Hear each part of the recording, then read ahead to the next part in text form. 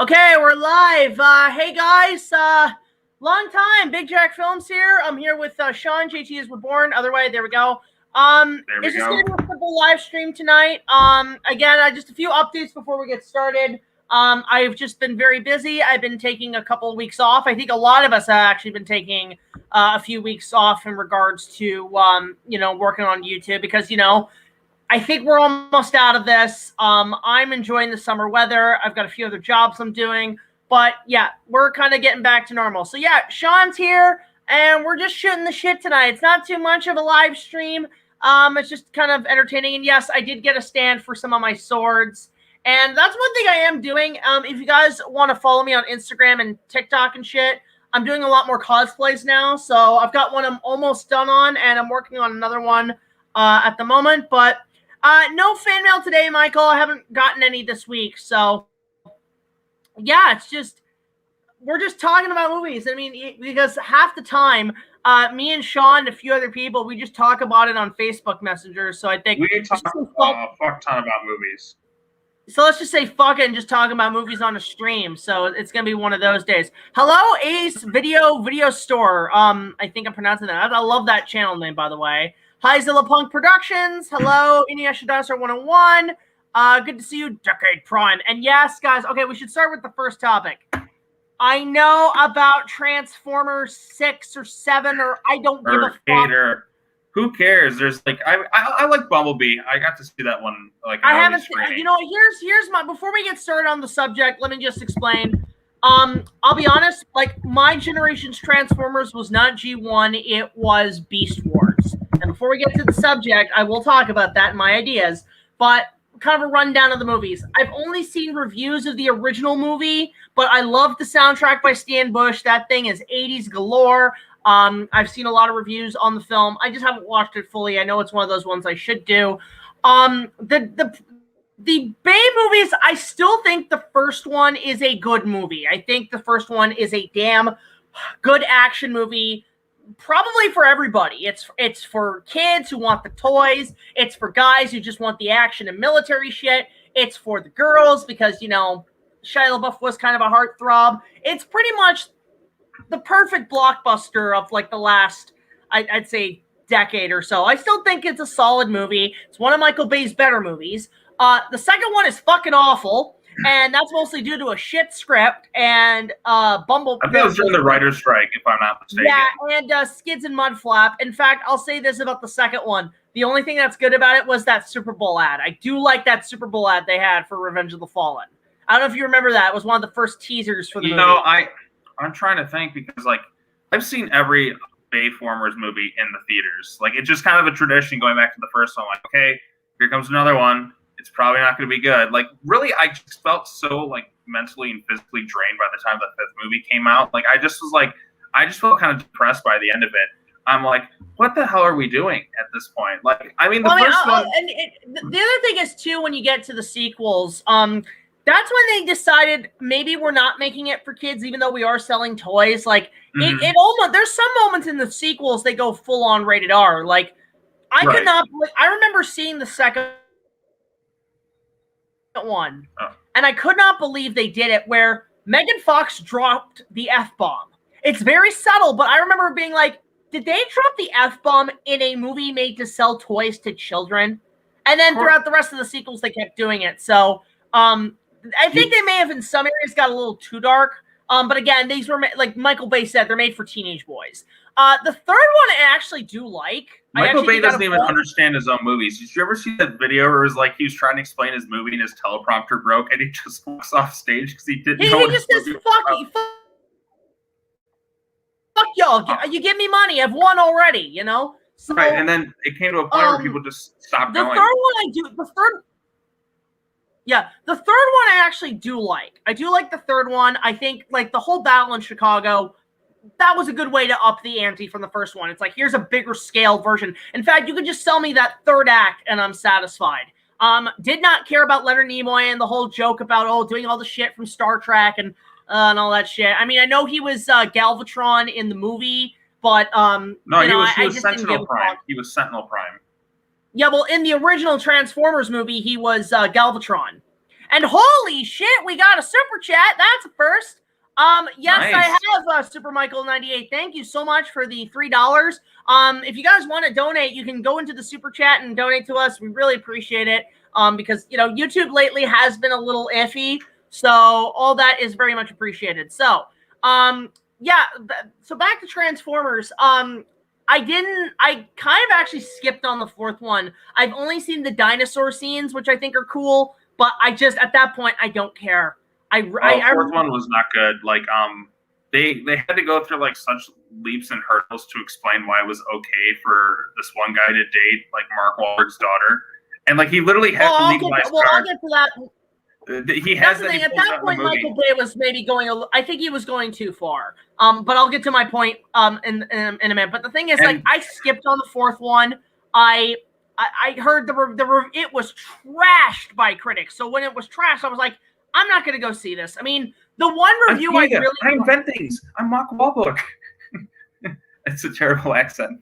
Yeah, I think we just found a Transformer. I'll say this about my favorite review of the fourth one is with the midnight screening guys at Cinema Snob, because the way Brad and them discuss when the Transformers are being hunted down, I won't go into the details, but it is dark, but it's also really funny if you're a big fan of the show. So I just skipped on it. I boycotted the fifth one because at that point, Michael Bay was sexing up a 14-year-old, and I'm like Chris Hansen. I'm like, why don't you take a seat over here, Mr. Bay? What are you doing? At that point, I was like, yeah, I'm not seeing that. I didn't even see the Dora movie because I've heard a lot of behind-the-scenes stories about that. That's just, oh, fuck that shit. Oh, I could tell you horror stories, but I won't say it here because of monetization. And I wanted to see Bumblebee because I heard good things. Bumblebee is the best one, like, as a movie, and, like, it's just better directed, better acted. Yeah, it looks good. It looks fun. But now we got the announcement of 6 or 7, or is this just a redo? This is another reboot. It looks like I think, is it a period piece? I don't give a shit at this point. Like, I'm sure it'll be way better than, the stuff Babe was doing. And the sad thing though is, by the time we got to the fifth one, like, they finally had Unicron in there, and that's what I've been waiting for since the first movie. And they're like, Unicron, and they said it was Earth the whole time. Are you fucking kidding me? What? That's so stupid. Okay. Super Michael 98. Again, thank you for the $4.99 super chat question. Would you burn your own house down and cut off your limbs if you meant to get your hands on the Lost Spider Pit scene? If I get robotic limbs, like really good AI limbs where I end up like Iron Man, maybe. But other than that, fuck that. No. In fact, like Cyborg than Iron Man, but okay. Yeah, well, no. I'd rather be like a Terminator or Iron Man or something. At least then chicks can go up to me and it's like, "Ooh, you got a cool robot arm." I'm like, "Yeah, I'm the Winter Soldier." So yeah, we get the announcement of this one, and you know what? This is one of those things where I'm actually kind of okay with this because, unlike Terminator, where they constantly rebooted it, I think this is a franchise you could reboot it and do different stories with it. Give it to different directors, just do new things with the Transformers. That it doesn't all have to be consistent and with continuity. We got our first shot of Sean in the chat today. We got our shut up, Sean. Yeah. So here's my aspect. Because the last few I have not given a shit. Here's my premonition. Let me see a trailer before I decide if I want to see this or not. Because for one thing, I know about what's going to happen. It's going to be both G1 Transformers and Beast Wars. And now, I've been advocating for a Beast Wars movie since the first Transformers. I've seen a lot of fan trailers of it and using like footage from Kong 05, from Narnia to kind of get the idea of a Beast Wars movie. And I was a big fan of Beast Wars. I loved it as a kid. That was my Transformers. I still have the toys. That is my Megatron. David, I know everybody loves Frank Welker, but I'm a David K. Megatron. So Megatron, yes, raw natural energon crystal. Like that was my jam. as a kid was that show. And you had another super chat, Jack. You missed it. Oh, we did? It was Super Michael 98. Have you seen Zack Snyder's Justice League? Yeah, I already answered that. Yeah, I have seen it. It was actually pretty good. Let me just get to this. We'll get to that in a sec. We'll talk about. I just want to finish up my thoughts on this. So the story goes is that Hasbro wanted to make a Beast Wars movie. In fact, I went on Twitter and talked to David Kay about it. I said, "Hey, if they made a Beast Wars movie, would you be up for coming back to voice Megatron?" He just said, "Yes." Right. So Hasbro actually did a response because there was rumors about a Beast Wars movie, and they said, "We would like to, but we think it would be too expensive to make." Okay, bullshit, because CGI is practically slavery in the filmmaking industry. You can make that shit for free. Second of all, do you know how much money you'd be saving if you just made a Beast Wars movie? You didn't hire big name actors except for voice acting. You don't even need to. Like, honestly, and you shot it all. Like, you could do. I feel like the day and age of the megastar is kind of behind us now, because unless you're like The Rock, like, you're not going to be able to. Even then, The Rock had a flop with Baywatch. He still wasn't big enough to save the movie. Like, people aren't necessarily paying for big stars. It's more about the IP itself. Like, Robert Downey Jr. It's more about the license, because Hollywood's run out of ideas. Right, like Downey Jr., for instance, a huge star in the MCU, but look at what he tried when he tries to do something outside of it. Like, he did that Dr. Dolittle movie. Guess what? Financial failure. It's God. not as right. Like, he just went off like the biggest movie of all time, and then he goes to make Dolittle, and it just does little at the box office. See what I did there? Yeah. So. Yeah, I think so. For me, it's I want to see a trailer before I decide if I want to see this or not, because I want to see how the Transformers look as the Beast Wars characters, if they're going to be faithful to the show. Because the last thing I want is for Optimus Prime and Megatron to be a crocodile and a bat as the original toys were. Yeah, I preferred when they were a gorilla and T-Rex. And plus, you can cash in on the kaiju craze with GBK and have Megatron be a T-Rex and Optimus a gorilla. You might as well. It'd be a better movie than Ape versus Monster. Oh yes, Ape versus Monster. Like the 30 seconds of fighting. Have you seen Jurassic World Dominion's preview yet? That's a question. Okay, so I'll answer this. Yes, I have. I want to see it in the HD and in full quality before I do a reaction or a response to it. It's really low quality. From what I've seen, there's some cool shit. I like, despite the poor quality, I've seen the leaks. I'm very impressed. It already looks far better than the last one, because as much I go back and constantly watch the fifth one, and I try to like it. But my problem is they have a good premise, they have a good story, they have a good idea in place, but it feels hacked down by merchandising deals and Hollywood politics at the time. Now, thank God that era is over, and now maybe movies can go back to being good. I think when a certain somebody was elected in, Hollywood went full politics, and their ideology was whatever makes $1 billion, put our political bullshit in it, because it's the equivalent of making. A lot of franchise movies essentially became the equivalent of World War II propaganda cartoons. Now, those are funny. You ever seen those old cartoons? Like, they're not politically correct at all, but they're hilarious. But they were trying to be that, and even Fallen Kingdom, when they tried that, they did it, but it was off screen, which, you know, if you're gonna do it, freaking do it. Fallen Kingdom is a fucking cartoon. Like, those villains are so cartoony in the movie. Like, it was pretty much the pitch for the original JP animated series that they were gonna do in the 90s. It just felt like the Jumanji cartoon. It was so hokey. Like, their plan, we're gonna weaponize and militarize dinosaurs. See this? You point a gun at the target and it goes after. Why not just shoot him? It's pretty much equivalent of pointing a laser at a cat. Now, right, you know what? No. They could shoot him right there. Like, they're again, like, a lot of that, from what I heard, was reshoots, because the original twist was that the Indoraptor was supposed to be part human, and that's why it follows human commands. It has a human conscience, like the DNA in it, and that's why it was connecting. Even the theory was they actually put some of the DNA of the little girl into the raptor, and that's why there's that psychic connection. So it's almost like when it's creeping up on her, you can kind of hear under its breath, like, "We are sisters, you and I." Like, how creepy would that have been? If the raptor fucking talked, I would have lost it, but I would have been all for it. That's the next step. Would be okay with that. That would have been freaky as shit. That would have scared the hell out of kids. Like, if it talks. And it would be actually a better shock than Alan. Right? Alan. We already have talking dinosaurs. We already have talking dinosaurs in this series. Can you imagine? Hold on. Can you imagine if they did that now, and then it turns out that that nightmare was actually a foreshadowing of events to come? Like, that was actually like an omen that Grant had. So when he finds out the dinosaurs talk, I thought I was just dreaming this shit. It was actually a metaphor for the future, right? Mm-hmm.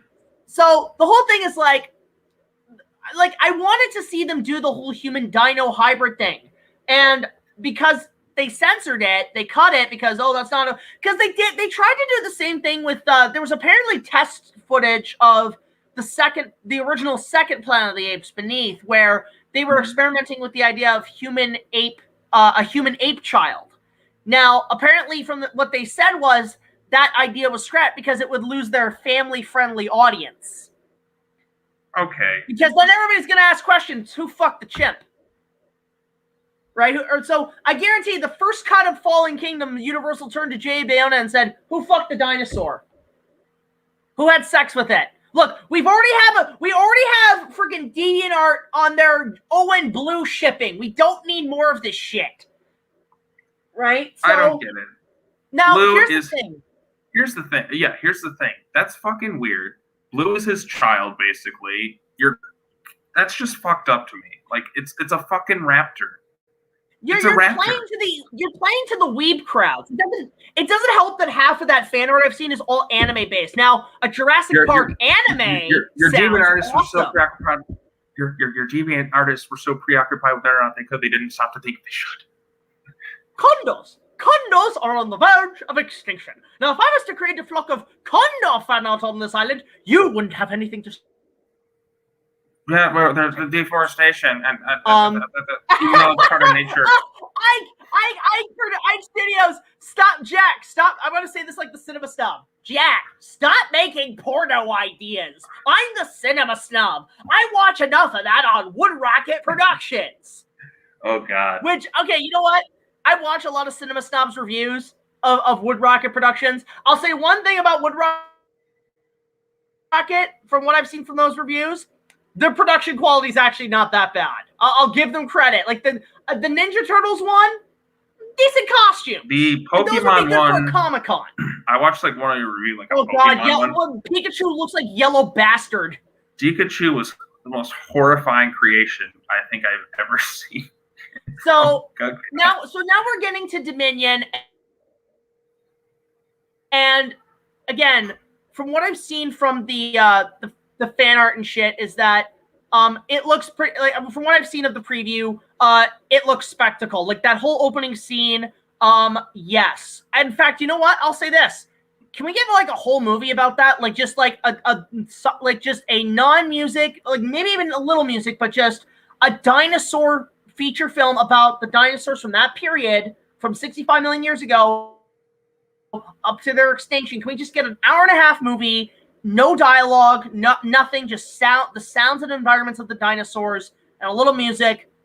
That would be great. Like basically remake Walking with Dinosaurs, the BBC miniseries, just no narrator. I am waiting for the inevitable. Get that, Universal loves dinosaurs. We know this. I am waiting for the inevitable Land Before Time reboot. It's if you're gonna, I mean, there's things you can do to improve upon that original movie though. Like it's a solid film, but like you can still improve. Well, first of all, release the Don Bluth cut, because you know how much was cut from those movies, right? Like the first movie, there was like a half hour to 45 minutes cut from the film, and a lot of it was padding, but there was a lot of dark stuff that Universal said, you can't show this. This is too graphic for kids. Like the death of Littlefoot's mom was apparently a lot more graphic. Oh Jesus! So there was there was a lot of shit cut from that, and I'm one of those, like, you notice how even when we got a Blu-ray, like, here's what I'm waiting for. I'm waiting for that anniversary Blu-ray with all the stuff that was cut, either put back in or as deleted scenes. I'm waiting for a commentary. I'm waiting for a documentary in the stuff, because I remember when the Disney was doing their 2-disc special editions of all their movies back in the day on DVD. They had, every one of them had a great documentary about the making of it. Like, one of my favorites is the making of Bambi. And they show, like, everything that went into making that. And now it's like, can we get that for Land Before Time, please? Like, I want interviews with Don. I want interviews with Steven, George. Get that. Like, I would love to know what went into making that film. I feel like the original Blu-rays, I feel like Blu-rays and, like, 4K or whatever, like, all the special features and menus have gotten so bland and complacent on movies now. Like, it's so lazy. Every DVD and Blu-ray menu from Warner Bros. Is the exact same thing. Blank image of the movie, move the cursor over like 3 times. Here's your special features. You get like 10 things and not really everything, not like a full breakdown of everything. It's quickly done to just push the movie out, and that's it. Well, I mean, it's unless you get the collector's edition Blu-ray of Kong 76, which is one of the best releases I've gotten in right. Like Shot Factory, I love them because they put so much work and effort into every single release they have. Here we go. Shot Factory should just do the Land Before Time movies. Like, they should do like Shot Factory needs to do everything because they do a tremendous job with all their releases. Like, they'll go out, they'll film new interviews, they'll pull every bit of archival footage that they legally can obtain. They will do everything in their power to make it the best release possible, and I respect them for it. They give you get a bang for your buck with them, and they have the cool, like, customized cover art and everything. I love what Shot Factory does, which is why I think they need to do more stuff. I want them to do like the Hanna-Barbera Godzilla series, because that does not have like a full-length release. Fucking Zone Fighter. When am I going to get my Zone Fighter release? Well, you have to get by Toho for that shit. Yeah, Toho does some terrible things when it comes to releasing. I wanted to say too, so I want to go back to the anime trilogy. The anime trilogy is not good, but I want to own it just for completion purposes. But Netflix has it just there. So I want to go back to Dominion. That whole sequence looks spectacular. I want to see it in HD. I love the last shot of the T-Rex and the mosquito in the eye. I'm like, that's brilliant. And apparently, that's the same mosquito that's in Hammond's cane. That's what they've established. That's the same mosquito. Right? Okay. So, Hammond's cane, the mosquito in the cane, it has a T-Rex. Now, the whole drive-in scene, brilliant. Like, yes. Like, okay, let's all go to the movies. Oh, I'll be honest. When I came back to Canada, I actually used to go to the drive-in a lot. I'm a big drive-in guy. In fact, now that I'm in Toronto, there's actually a really nice drive-in by the port I want to go check out. I could probably take my bike down there. But what's great about the drive-in is that I mean, I'm one of those, the movies I normally saw at the drive-in back in the day. I've seen every Pirates of the Caribbean at the drive-in. Those are, to me, drive-in movies, the Pirates of the Caribbean. And pretty much every Marvel movie I've seen at the drive-in. Those are like the go-to movies to see at the drive-in. So my only thing about the sequence, there's a couple of little nitpicks I have. First of all, you see when the T-Rex comes out, the film, it burns out the 35 millimeter film in the screen.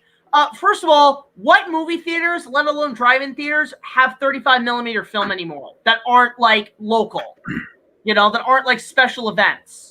Well, this is a different, remember, this is not our world. This is a world where genetic dinosaurs rule the earth. But we have all this digital technology, so why not incorporate that into digital film? Second of all, there's one thing that would have made this scene brilliant. Instead of the whole let's all go to the lobby, which is, I think, overdone, wouldn't it have been cool if they actually, because think about it, it's sort of a post-apocalyptic world where dinosaurs are in the mainland. Now, if you want to do of current political stuff right now, you can just take the dinosaurs and make them essentially the COVID pandemic, right? No, they already rewrote the thing where it's like, because think about it. They rewrote that in the script, apparently, according to Trevorrow. Yeah, well, think about it. Because, think about it. Like, with us in our real world, movie theaters have been struggling because there's no new movies to show. And it's funny because Universal, because Jurassic Park, Jaws, and Back to the Future were some of the highest rate grossing movies of last summer because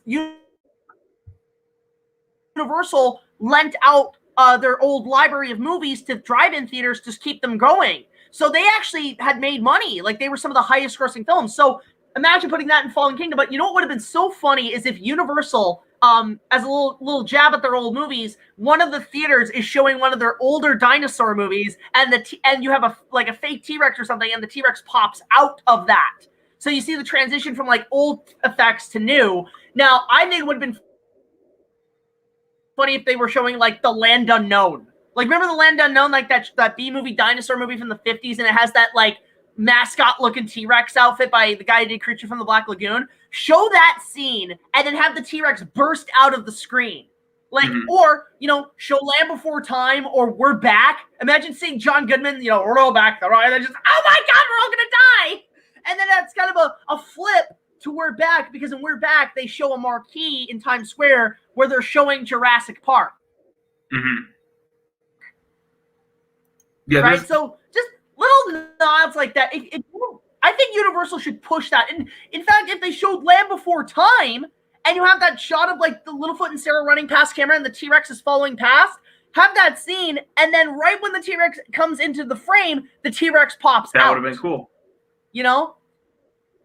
So I'm liking what I'm seeing. I like the tagline. Like, I love how literally, like, how often do you see a trailer now? First of all, a trailer for a movie that comes out in a year in advance, right? Right. They don't do teasers like that anymore. Yeah, it's a special IMAX preview only, though. So, you got to see Fast 9. But how often do you see like a trailer?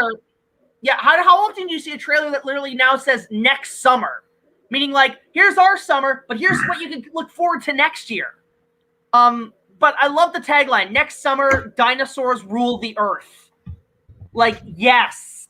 And you know what? I know a lot of people have been thinking, like, this is the direction they should go. Planet of the Apes with dinosaurs. Yes, yeah. Like, and not just Planet of the Apes. Dawn of the Planet of the Apes, but with dinosaurs. Yeah, that's basically, I think, like, some of the screenwriters. I want to see that movie. I think some of the screenwriters who worked on the Apes films worked on, like, at least part of Jurassic World, if I'm not mistaken. But yeah, like, I definitely that's the angle they probably should go in at this point, like dinosaurs in the real world, because Battle at Big Rock was actually like really good. It was a lot. I think it was better than Fallen Kingdom overall, because it was more short films like that. More short films like that would be great for TV, or like little special previews for Universal movies. Like, and think about how many you could do what they did with The Mandalorian. Have several directors take their hand at this franchise. Give one to me. I'll make a good movie. They're making like Camp Cretaceous, I guess, is going to connect to Dominion 2.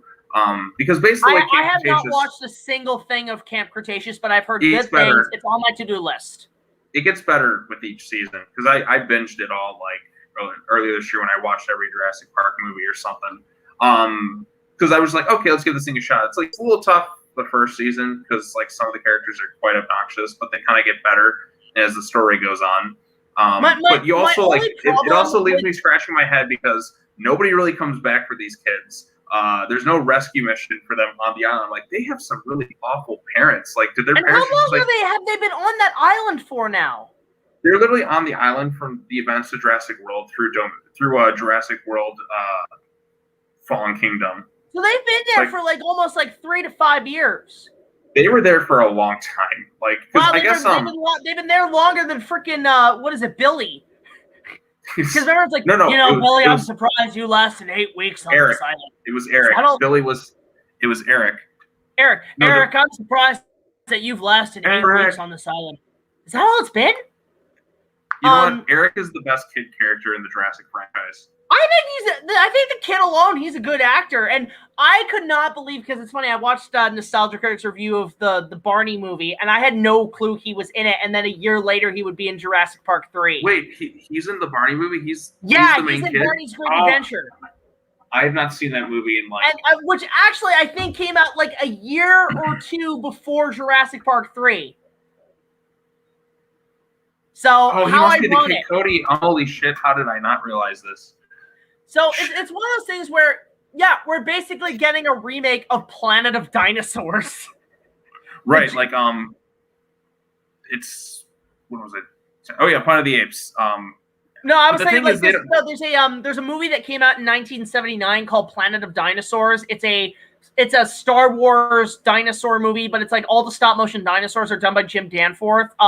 Great effects for an independent film. Worth checking out. But watch the riff tracks version. It's actually really funny because the opening scene is like sort of doing a Star Wars like spaceship shot, because it's literally a spaceship travels to a distant planet, crash lands, but the planet is filled with dinosaurs.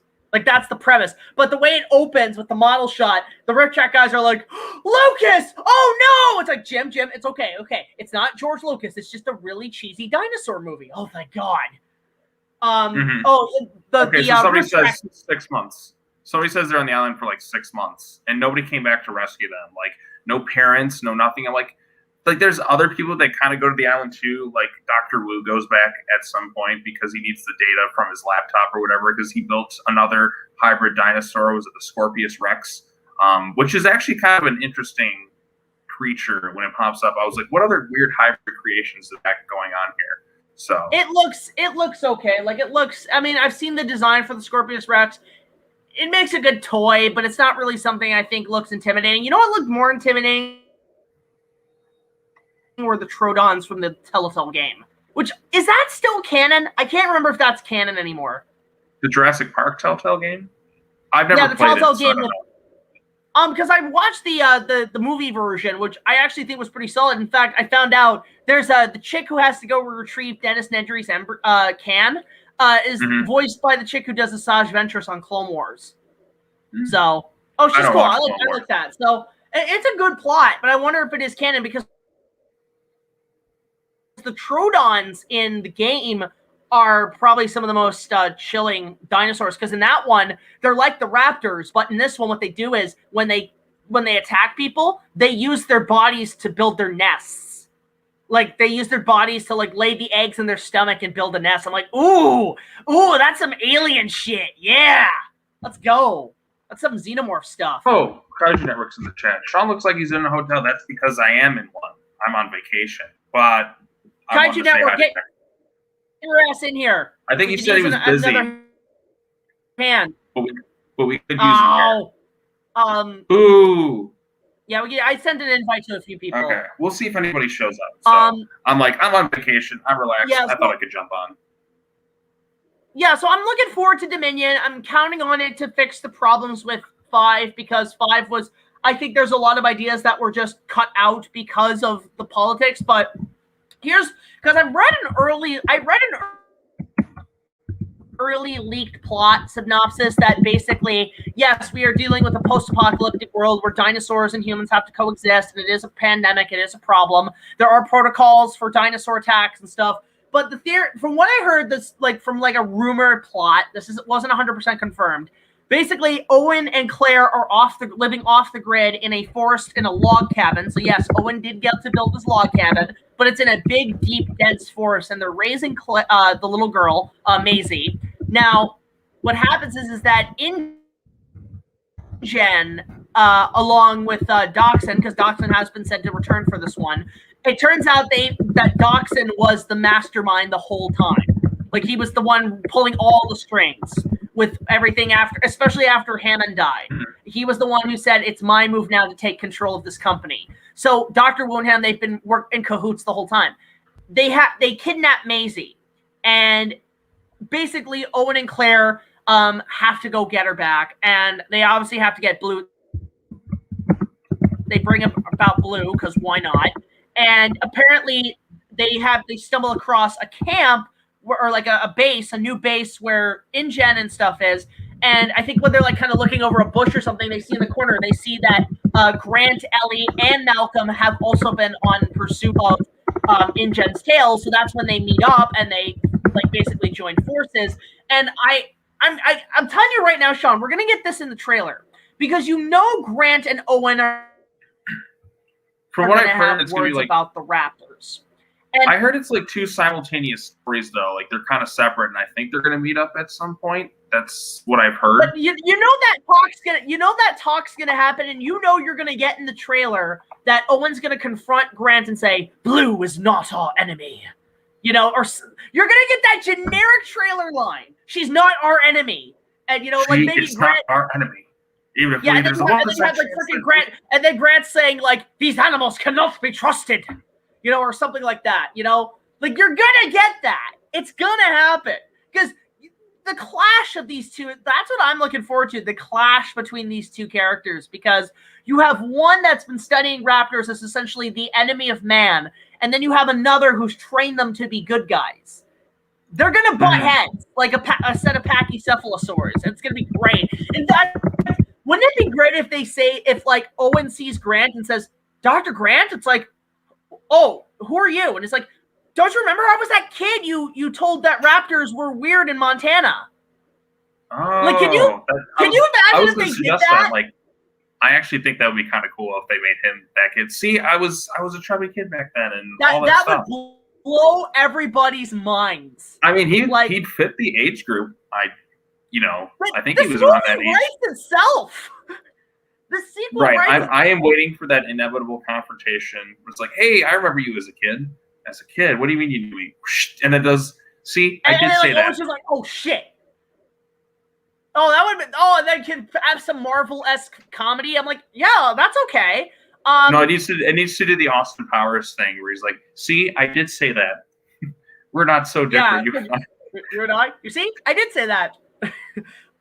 Yeah. So I'm looking forward to it. But I heard the reason why they capture Maisie. This is again a leaked plot synopsis, like a rumored one, is that she actually, when they were cloning her in flashbacks, they did put dino DNA in her, a small percentage. And the idea is that, because I'm thinking what they should do is have it where you see her do all these weird abilities, because they kind of hinted at that in the fifth one, but you shoot it in the way that they kind of hinted at Superman's son in Superman Returns, where it's like, yes, she has dino powers. She has dino DNA powers. Like, she can, like, camouflage, or she, like, maybe have a scene where, like, when they show a close-up of her, like, her eye dilates and it's like a dino eyes. Oh, dude, like, this is gonna be just go fucking crazy and as fucked up as possible. This is going to be a really weird movie. It's going to be a fun kind of crazy where it's like, let's just go ape shit. So let's see Maisie basically become a human dino, like the human type dino, like, and maybe the reason they capture is to say, Maisie, this specimen is the next step of human evolution. So if she turns into a dinosaur, like if she starts turning into a dinosaur like a werewolf at some point in the movie, I will laugh. A weresaur? Yeah, like a werewolf dinosaur, or the Velocipaster. No, I want to say, like, not to that extent, but maybe more in the vein of like how she becomes the Velocipaster. Have you seen Velocipaster? Yes, I have, and it's so fun. That's an example of a good bad movie, but I love my favorite part of Velocipaster is where they're like, they cut the card, it's like insert VFX shot, and then it like cuts away. Like it reminded me of my early cut of my Kong movie. But anyway, so I was not really necessarily a weresaur, but more so like basically think of like how they did who was the kid in Jumanji? Like the little boy in Jumanji who like when he cheats. Yeah, think Peter in Jumanji when he's sort of slowly transforming into a monkey. Something like that, where it's like you see like maybe she starts like she's human, but she's got like raptor eyes, and then like later on she starts getting rashes, and it becomes scales, and maybe feathers pop out. Like just go crazy. And you know what? Fuck it. You know what? Go Full Metal Alchemist twist on this shit. Go Full Metal Alchemist twist. Have her just die in agony where she was this failed experiment and it's super sad. I don't care. Fucking go there. You're like the Fly. Exactly. Size matters. Like the Fly. Like, hell, you get Goldblum in there, you can make a nod to the Fly. Oh, you know what'd be great? You know what'd be great? Here's a great line. When Malcolm sees all this shit happening, he's like, I don't know about you, but I think my twin brother once did this, and I haven't heard from him since the 80s. So you make him with the Fly as canon to the Jurassic universe? If you're doing Fast and Furious, why not the Fly? They can do whatever the hell they want at this point. You know, it'd be cool if they crossed over the Jaws. I don't care anymore because look, this franchise is out of ideas. You might as well just jump the shark and basically, up Marvel by saying, surprise, we've just been doing this big this cinematic universal. You gotta cross it over with Jaws too. Oh yeah, well that's the thing. I remember what was it? Who's the guy? He's a huge Jurassic Park YouTuber. I really like his stuff. He always starts with, "Hey guys, hope you're doing well." I like that guy. He did a prank where apparently like there was some like stories that apparently the sharks from Jaws were one of InGen's first genetic experiments, and that's why they're so fucking big and they got out. That would be fucking awesome. I would love that crossover. And then it turns out the Megalodon movie was part of the series because that was like the ultimate Jaws. I'm waiting for Megalodon. Let's see if we like this thing bleed. They're filming the Meg too. And then it just turns out Jason Statham's character in the Meg was just his character from the Fast movies, undercover. Just why not? Just go there. Go crazy. I think they got like 2 more Fast and Furious movies they're supposed to make. And then videos like, there could always be spin-offs. No, Vin. It's time to end it. Like, I mean, I enjoy the movies because they get so stupid. Like, what they need I think what they need to do after this one, because I heard there's been rumors that this is going to be the final one. There's going to be another one. There's been very minimum rumors of what 2 more. Okay, because I think after this they wrap up this franchise. No, the last movie. You know what needs to happen? Everybody needs to die. Like it needs to be an extinction event. It needs to go beneath the Planet of the Apes. Just end it. Either a meteor or a virus. Just it wipes everything, not just the dinosaurs, but people. Mm-hmm. Everybody dies. Just go there. What I would like to see happen after this is what is TATMR? Somebody's asking about. Hang on. Let me see. TATMR. I can't remember what that is. I swear, I don't think. Oh, it's Thomas and the Magic Railroad. The Thomas fans are back. The Sodorians. The Sodorians have attacked. Oh, like the Alec Baldwin movie. Like the Alec Baldwin movie. Yeah, which I do like. Anyway, so what I think they should do. Did you put this here for me? That's what I call a perfect landing. No, you know what? I'll get to that in a sec. So after they do this one, these last 2, reboot it and give the books the It treatment. Is what I want to see. Where's the 2 books? Hold up. Here. You gotta give. Here's what I would do, Universal. Adapt these books page by page. Don't make it family friendly. Give it the It treatment, hard R. But here's how you make a new franchise. Both movies split into 2 films. You have a 4-movie franchise. There you go. You got 4 movies, and you can do whatever you want with whatever the hell you want with them. Yeah, the Jurassic franchise, like, the movie went like so like different, like from the book in a lot of ways. But like I feel like Spielberg's good at taking things from the books and in some ways improving upon them. Like Hammond, for instance, changing him from like he did the same thing with Jaws with a lot of the characters. A lot of the characters in Jaws are scummier than they are in the movie. The novel. Right, like he took some of these, like he's like, oh, I'll make them more likable, like and it worked for films itself. Like I think like Hammond is such an unlikable prick in the original novel. Like in the book he's like Nazi Walt Disney. Yeah, he's pretty awful. Like because Michael Crichton, like this is like I think somebody said before, like one of his issues sometimes is he's great at story and concept, but sometimes with characters he makes them a little bit too unlikable in a lot of his books.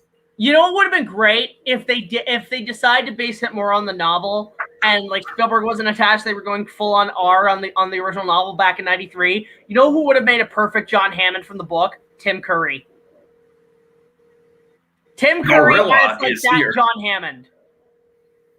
You know, we just need more. I wish Tim Curry like was still healthy and doing movies, but like he's so good at everything he does. Like every time he shows up, you know what it is, Sean? People talk about release the Schumacher cut of Batman Forever. Fuck that. Release the Tim Curry cut of him as the Joker from Batman the Animated Series. I want to hear those recordings so badly. I don't know why they can't release it. I think they lost the recordings. Like we can hear his voice in the episode to be a clown. Like he's one of the laughing clowns. Either that or it might be a rights issue regarding Curry's estate or something. I don't know. Maybe Curry doesn't want it released. I don't think he cares. He's done so many film credits. He's like, screw it, release. Well, I'm still waiting. You know, we're talking about all these sequels and reboots. Where's my sequel to Legend? Where's that? Here's my premise for a sequel. Like I've already kind of did it in my review, but here's my premise. We see With Tom Cruise, they bring Tom Cruise back. They bring him back, but he's King money, Jack. He's King Jack. He'd do it for money. Yeah, he's king. Lily's dead, and when Lily dies, the unicorns vanish, darkness returns, but maybe he takes a new form, or you do Legend, Son of Darkness. So it's basically his son.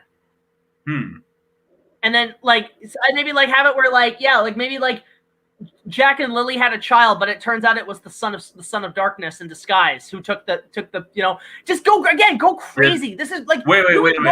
They had a child that turns out to be the son of darkness. If they made a sequel, then yes. Wait, how would that work? Did they pull a Batman Beyond where it's just like they took Darkness's DNA and he shot it into her? No, I would think more that maybe Darkness's soul kind of transferred into the it's child. A soul thing, because I was about to say that sounds very Batman Beyond-ish, where it's like Terry McGinnis. We orchestrated at the end of Legend, Tim Curry literally escapes to the one place that hasn't been corrupted by capital. Space. He literally goes, you know what? I'm an idiot. I forgot to make that joke in the review. I'm an idiot for not making that joke. But I think the idea would be because basically at the end, he basically gets sucked into the fabric of space and time. So he can appear any other time, depending if you watch because in the American cut, it's established that he's not entirely defeated. And I do, the thing is, I love the director's cut. Ridley Scott makes but I'm more watching a lot more and appreciating the American cut. What? I said Ridley Scott makes too many damn versions of his movies. Like Blade Runner, there's 5 different cuts of the movie. Legend, there's this cut, that cut. This my God. Gladiator, there's an extended cut. There's a 10-minute extra cut of Robin Hood. Oh God, Robin Hood. Unless I would not watch that again. No. Hold up. No, shush. Better than that 2018 piece of shit. And actually, I know both were pretty stupid and I do like Ridley Scott's Robin Hood. I laughed when Oscar like Ridley Scott's Robin Hood because it's the most historically accurate, I think, of the only story. Accurate Robin Hood casting it's not is Harry Always, because unlike some other Robin Hoods, he can speak with an English accent. Well, to me, the only 4 I really like. I love the Errol Flynn film. That's my favorite. That is Robin Hood 2018. Hollywood. It's your favorite of them all. No, I haven't even seen that one yet. It's hilarious. The only reason I want to see it is, and it's probably the one thing in the movie I'm like, okay, you know what? That was a good production choice. That guy on YouTube who's a master archer who does all these crazy tricks, they got him to do the bow tricks in this movie. I'm like, okay, you know what? If you're going to get anybody to do it, because that was the one thing I'll say about Ridley Scott's Robin Hood, the movie lacked. Robin Hood is supposed to be the master archer. He is the guy, if you think of anybody with a bow, you think Robin Hood. He's supposed to outdo Legolas, outdo Katniss, all this horse shit. He is the original master archer. Now, the Ridley Scott movie lacked that because they wanted to make it more realistic and more historically accurate. Now, that's the one thing about the 2018 film that I found out that they hired that guy on YouTube. I'm like, you know what? That was a good choice because that will up the action scenes. But the movie still is a big Antifa movie with Robin Hood on it. I hate production design. The movie is hilariously stupid.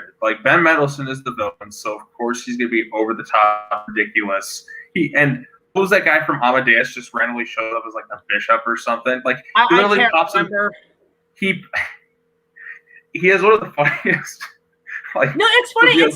It's like they dragged Ben off the set of Rogue One. In fact, I think he's still wearing the same fucking costume. He pretty much is. They drag him off the set and just say the Alan Rickman from Prince of Thieves because we're lazy. He is hilarious. But anyways, the villain, the guy from Amadeus or the bishop guy, he was also in Last Action. His reveal, he pops in and he does a dramatic turn into an evil smile done fast, slow motion, Zack Snyder return, and I laugh. It's they zoom in on his face too. He's haha, I'm evil. And it's so comedically stupid. There's a part where it's that evil baby shot from The Passion. What the fuck? Pretty much, or like that, like the dramatic rat turn or whatever it is, like like it's like it does. Might as well add that in the movie. No, because like, look, I mean, so here's the thing. I love the Errol Flynn. And there's one moment, Jack, before you go on. Like, there's like a wall of fire. Okay, there's like a wall of fire. Well, I want you to hear this part. There's like a wall of fire. There's a wall of fire that's like they have to get through. They literally put down their shields and they pull a Patrick. Like, they push it out of the way. Like they get their shields out and they push the flames away. And it's like, we're gonna take Bikini Bottom and push it over there. Like I'm like, this is so stupid. It was so dumb, but man, it was funny. Like it wasn't King Arthur level of stupid, but it's pretty bad. So what do you call it? You call it the shitty trilogy, right? It's Three Musketeers, Legend of the Sword, and King Arthur, Legend of the Sword, and Robin Hood. You still haven't seen it. You will laugh at it. Yes, I have to complete the trilogy. You know what? I mean, here's the thing, though. I'll say this about the Robin Hood 2018. Even though I haven't seen it yet, already better than frickin' Cruella. Good fucking lord. Already looks better. Because here's my point of view, the Dalmatians are evil. I don't give a fuck. Here's the thing. So I want to go to like my favorites of the Robin Hood. I like the Errol Flynn film. I love the Disney one. Disney one's great. Like I think actually that's some of the best animated comedy in any of the Disney movies. You know what? I'm very conflicted on Prince of Thieves. Like I really like it. I think the production design is great. The cast is spectacular. Alan Rickman is so good in that as the sheriff. Of course, he is. Alan Rickman. Well, no. Have you seen Prince of Thieves? I have not, Jack. Told you. Well, it's the reason why they made Men in Tights, because it's basically Men in Tights is just the Errol Flynn and the Costner movie combined into one. Like that whole scene with you know how at the end Patrick Stewart in Men in Tights shows up as King Richard. Well, that was a nod to Prince of Thieves, because in Prince of Thieves, Sean Connery shows up as King Richard. Mm-hmm. Right. But the thing is, the cast is good. You have Kevin Costner, Morgan Freeman, Christian Slater, Alan Rickman. Good cast. But oh my god, Alan Rickman is some of his best dialogue is in this movie. Like I love it where it's like he's talking to his cousin, the Sir Guy of Gizmum, and he's like, because he basically first meets Robin Hood. The sheriff's like, "Loxley, I'm gonna cut your heart out with a spoon," and then like his cousin's like, "Why a spoon, cousin?" "Because it's dull, you twit! It'll hurt more." Oh, it's so good. You gotta watch. You know what? You and I gotta watch. I will give it a watch. It is inevitable. I'll say this. Michael Common's score has the best Robin Hood theme ever. You know, like, remember those commercials for Disney in the 2000s, right? Where they have that music where it's like, da-da-da, da-da-da-da-da. That was from Robin Hood, Prince of Thieves. That was from Prince of Thieves. So it's like, yeah, wow, Disney, you had to borrow from Warner Brothers, your competing company. Hell, you did that before with Universal. You had to borrow Howard's score from Peter Pan. I have seen Time Bandits. It's like some of the people from Monty Python worked in it. It's been a long time since I've seen that movie, though. Like, so I don't even remember what happens really in it. I think like some kid like is like from the 80s or something, and he like these mystical people come in and take him away or something. Was that Time Bandits? I know. It's just been so long. I remember the poster. I don't think I've seen Time Bandits either. I wanted to say too about Prince of Thieves. It's like a lot of Monty Python crew is on it. If I'm not I'll say this about Prince of Thieves too is that okay, so I like it, but it does suffer a little bit too much in the fantasy elements because there's like wizards and witches and shit, which I'm like, take that out of my Robin Hood movie. However, it is I'll say this, it is the darkest Robin Hood movie because there is some violent, really hardcore shit in this movie, and I'm surprised it got away with the PG-13. Like, it's pretty brutal. There's some element, like, there's some kills in this that are really fucking brutal. You're just like, how did this get a PG-13? Hell, Christian Slater, this is the only Robin Hood movie I know that drops the F-bomb. They dropped the F-bomb. Literally, there's a scene where they have to launch Robin Hood in They might have said it in the 2018 film, too. I can't. I've only seen the movie once. What happens is that Christian Slater, he has to launch Robin Hood over the castle with the catapult. And when Robin Hood makes it, he's like, fuck me, he cleared it. I'm like, wow. Oh, yeah, okay, Indiana Jones 5. You earned your PG-13. Indiana Jones 5. Apparently Harrison Ford got injured while filming. I don't I'm a mix of I don't care and let me see a trailer. That is my rule now. That is my rule now. Let me see a trailer and I'll decide if I want to see it. Right. Like Harrison I don't Ford's just care like, about behind the scenes. I just want to see it if it looks good.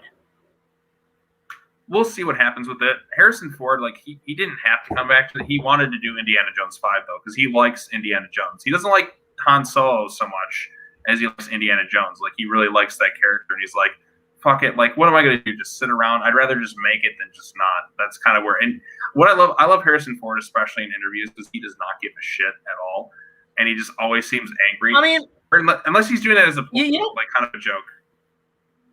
I'll say this about Indiana Jones is that I never grew up with it. In fact, I didn't watch the whole trilogy until Kingdom of the Crystal Skull came out. That was my first time watching the whole series. And I liked it. I loved it. I mean, if I'm going to be a judge, I think I prefer Raiders and Temple of Doom as the best. I do like Temple of Doom. I felt Last Crusade, it was good, but it was just Raiders all over again. And unlike Return of the Jedi, which one I saw. Yeah, I prefer Raiders. I'm more of a Raiders guy where it's more gritty. It's just more independently gritty. And then I saw Crystal Skull in the drive-in, and I hated it. I mean, okay, I liked everything except for the last scene with the aliens. Everything was. I actually thought it was a solid movie. Like, you know what? I'll say this. I went back and watched it again. There's some good moments. Like, that jungle chase, I fucking love that scene. That scene is awesome. Oh, yeah, we have Shia LaBeouf swinging with monkeys. Oh, no, the part I love is, like, they're between the two cars. There's, like, they're driving two cars together, and they're sword fighting. Oh, that's great. Right, there's some exciting stuff in that one. Like, it's... Like, I don't think like, what is it? Like, when Shia LaBeouf is, like, dueling with the sword, and friggin' Marin's like, repulse, counter car, but repulse, like, this isn't a match, Mom! Like, okay, that's clever. As a fencer, I get that joke. But in fact, it's funny because when I was doing my research on Kong 96, and there's that whole segment in the script, there's supposed to be this huge jungle chase in Sumatra from the dig site to the Venture. And I was just thinking that scene in Crystal Skull. I'm like, oh my God. But like in the 96 Kong script, you have like Jack and Ann are on like a motorcycle. Carl and his crew are like basically getting away from the Sumatran authorities on like a Jeep. And like while Jack and Ann are like racing through the jungle on a bike and shit and getting up a truck and everything, Carl's filming the whole thing, dodging bullets, and then like the truck lands in a river full of crocodiles. I'm like, oh, this looks so much fun.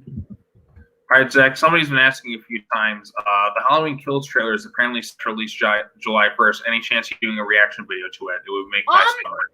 I might. You know what? You know what? I mean, it's been off my radar, but when I hear news about it, I'm like, okay, yeah, I want to see that, because I think out of all the slasher movie monsters of like the 70s and 80s, I've always been Team Michael Myers. I think that's the one I've watched the most. I'm looking forward to see what they do with this one, because I really did enjoy 2018.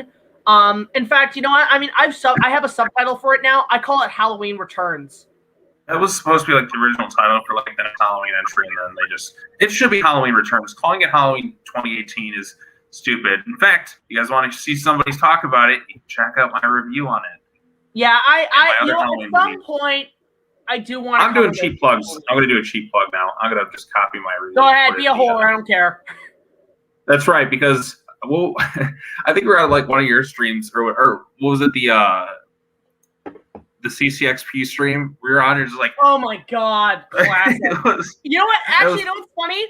Just yesterday, my dad came in and he fixed the chair I broke since that. Since we did that stream, and I broke that chair. It's been busted for months. My dad just came in and fixed it yesterday. That chair that I smashed was the equivalent of fucking Norsel from Lord of the Rings. Reforge the chair of kings. Put aside the ranger. Become who you are born to be. Okay, I have a link in the chat. Let's see if anybody goes and checks it out. I'm just being. I'm pouring my out too today. Okay, yeah, you're on vacation. You're on vacation right now, Sean. Oh yeah, I am you're on like vacation. Getting fucking Amity or whatever. Yeah, I'm basically like in kind of like an Amity-esque place right now. So I was on an island, just kind of. Where are you right now? Like what location are you at? I was at Mackinac Island. It's like in northern Michigan. So. Okay, so you're not at Martha's Vineyard. No, but going to the island made me think of it. Like when I was going to the island, I was playing the Jurassic Park island theme where they go to the island. Oh, dude, no, you should have played the Amity theme when it's the 4th of July. Da da da da da da. Yeah, I was trying. Amity, as you know, means friendship. When I was on the island, I was playing like some of the island music too. Oh yeah, and by the way, Sean, for Christ's sake, Sean, in the next 2 weeks, next 2 weeks is the 4th of July, and those we weeks will be open for business. I love Mayor Vaughn. Like Mayor Vaughn's one of my favorite. Like the fact that he got reelected too. Martin, my kids. How did that fucker get reelected? He's probably like, oh, that shark was fake news. Oh man, this is where we start quoting Jaws all day. That's like one of the most quotable movies ever. Yeah, I'm not gonna sit here. I'm not gonna stay around and wait around to be like a 12 o'clock lunch. Yeah, I do wish they would have kept that deleted scene in for Jaws 2, where everyone's voting Chief Brody out, and Mayor Vaughn's like the only one who like votes to keep him as the chief. And I do want to see the original. I do want to know like the full original version of Jaws 2, because apparently they had a different director, and it was a much darker, way bleaker film that could have even been. And some people would think that it could have surpassed the first film in terms of quality. A little shameless plug-in. If you want to know about some of the shark Jaws movies that never got made, get this book on Amazon, Jaws Unmade. Yes, monstrosities. Yes, Matt, I did finally get my hands on a copy. You get to hear about the lost films that were either rip-offs or sequels, such as Nessie, The Pike, At Tank, Jawman, Piranha 3, Jaws Rising, Orca Part 2, The Last Shark 2, Jaws 3, People Nothing, Jaws 2, Tentacles, King Kong versus Orca, which I'm looking forward to reading that chapter, Stillness in the Water. I want to know about that one. Stillness in the Water, John Hancock's Jaws 2, Grizzly 2, The Predator, which actually finally got a Blu-ray release. They finally released it, and they added footage that just doesn't match up. It's hilariously bad. Sea Dragon of Loch Ness, and Burt 1, Gordon's Devilfish. What? Look at that poor shark in the cover. That's just ugly. That looks like a common. Is that the Jaws 3 shark, like mixed in with the Jaws? You know what it looks like? You know that shark that they found at that abandoned theme park that was in like that liquid that like if you touch it you die? Like they basically found a mummified great white shark in this liquid in this tank in this abandoned theme park. I can't remember, but it looks like that. It just looked eerily creepy. That does sound creepy. Oh, and I also did get this, Sean. I also did get this on Amazon. I got the Jaws log, which I haven't read yet. I heard it's a good book. Oh, is that Carl Gottlieb wrote it? Yeah, Gottlieb. Actually, did you know I'm friends with Gottlieb on Facebook? That's pretty cool. You should get him on for an interview to talk Jaws. Oh, that'd be great. I think he's just kind of like chilling now. He's really retired now, so it's like I don't want to be too much of a bug, but right. He wrote some great stuff for Jaws. Like, I mean, he saved Jaws too, pretty much. Like, he was just like he knew to work his magic as a screenwriter. Apparently, in the interviews, he said he was given the last few passes of the script, and it just said a note that said "eviscerate it." For what, Jaws 2? For the first one. Jaws is a miracle that movie is as incredible as it is. Because I mean, like honestly, the shark not working saved that movie even more because it allowed them to be more creative and suspenseful. And you know, it is my favorite film of all time. Like it's pretty much up there with Batman '89. Like those are the two films. Like if you had asked me like what's your favorite film, it's like those two are kind of neck and neck. Like I've watched them the most. It's up there for me. It's one of my favorite movies. It's funny too, cause like, what's I gonna say? Shit. I can't remember what it was. Oh yeah, one of my favorite. I think this was a Gottlieb line where, it's that scene where the shark's coming towards the orca, and Hooper's just wanting to get a good shot, and he's telling Brody, Brody, go to the end of the bow. Go to the end. 1-4. I need something in the foreground to give it some scale. Foreground my ass. Yeah. No, I'll say this. Honest Trailers was 100% right. Hooper was the original Instagram hipster. He was an Instagram. No, that's if they remade it now. Hooper would so be an Instagram hipster. He'd be like, it's like, Hooper, get in the foreground. I need a selfie with this shark. Selfie my ass. Yeah, but dude, that would be awesome if you could get Gottlieb on for an interview because, like I said, loved, I loved his work on the movie. Yeah, It's funny too because like somebody brought up in the chat of didn't Universal ask Spielberg about rebooting Jaws? No, but Universal is distributing an independent Australian film called Great White, which is how funny because you know what's funny. The Last Shark, which is an Italian ripoff of Jaws, that starred who was the guy in Beneath the Planet of the Apes? What was his name? Like the guy who was kind of the diet Charlton Heston. Who was Brent in Beneath? I haven't watched all the old Apes movies. I absolutely love the trilogy. Like the new trilogy is, in my opinion, probably the best trilogy of like really the past 20 years. Like the Dark Knight trilogy is up there. Toy Story is no longer a trilogy, thanks to that Toy Story 4. Lord of the Rings is still a great trilogy. Back to the Future, like I'm like the last 20 years or so. I mean, Lord of the Rings is up there as well. The Hobbit definitely is a no because that's just padding the movie. No, you know what? I mean, I'll say this: quality-wise, in terms of writing, it's better than the Star Wars prequels. I'd say it's better written than the Star Wars prequels. Yeah, Star Wars prequels. Like I only really rewatch Episode 3 because when Rise of Skywalker came out, I decided to rewatch all the Star Wars films.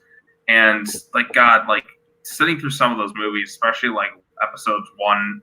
No, the worst ones to me are like my least favorite Star Wars films: Episode 1, Solo, and The Last Jedi. Those are the 3 Star Wars films that I do not want to go back and rewatch because I can't stand them. I think out of the prequels, okay, I'm going to sound weird, but out of all the prequels, I prefer The Phantom Menace because, one, nostalgia goggles, for obvious reasons, but mainly because it's the most practical. So therefore, it's more on par with the original trilogy because it's the most practical still. They didn't overuse the CGI. It still used models. It still used real sets and locations. It's still real filmmaking. In fact, like some of the starfighter shots, like some of the ship shots, like there's those starfighters, the Naboo ones that blow up. Those were models. Those were still like models that they blew up on high frame rate, and it still looks good.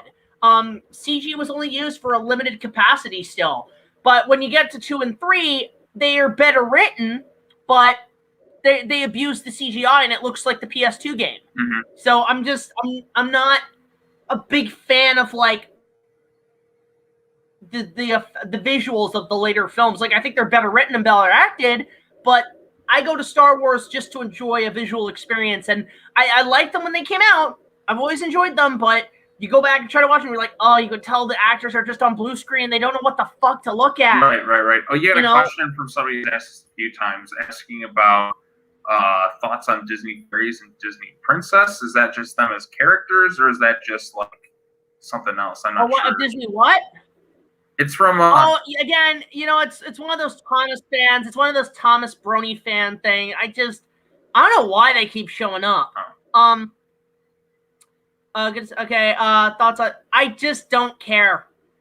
Okay, I'm gonna sound terrible. Gloves are coming off here, so just brace yourselves. All those Thomas fans, bronies, and all that fairy princess stuff. I put them all in the same category of fans that just keep coming back, and I appreciate you guys watching, but I just don't care. Stop trying to convert me. Stop. I don't care. I don't care. In fact, you know what? I do care. Why? Because I'm not a brony. I'm not a Thomas fan. I'm a care bro. I'm an OG care bro.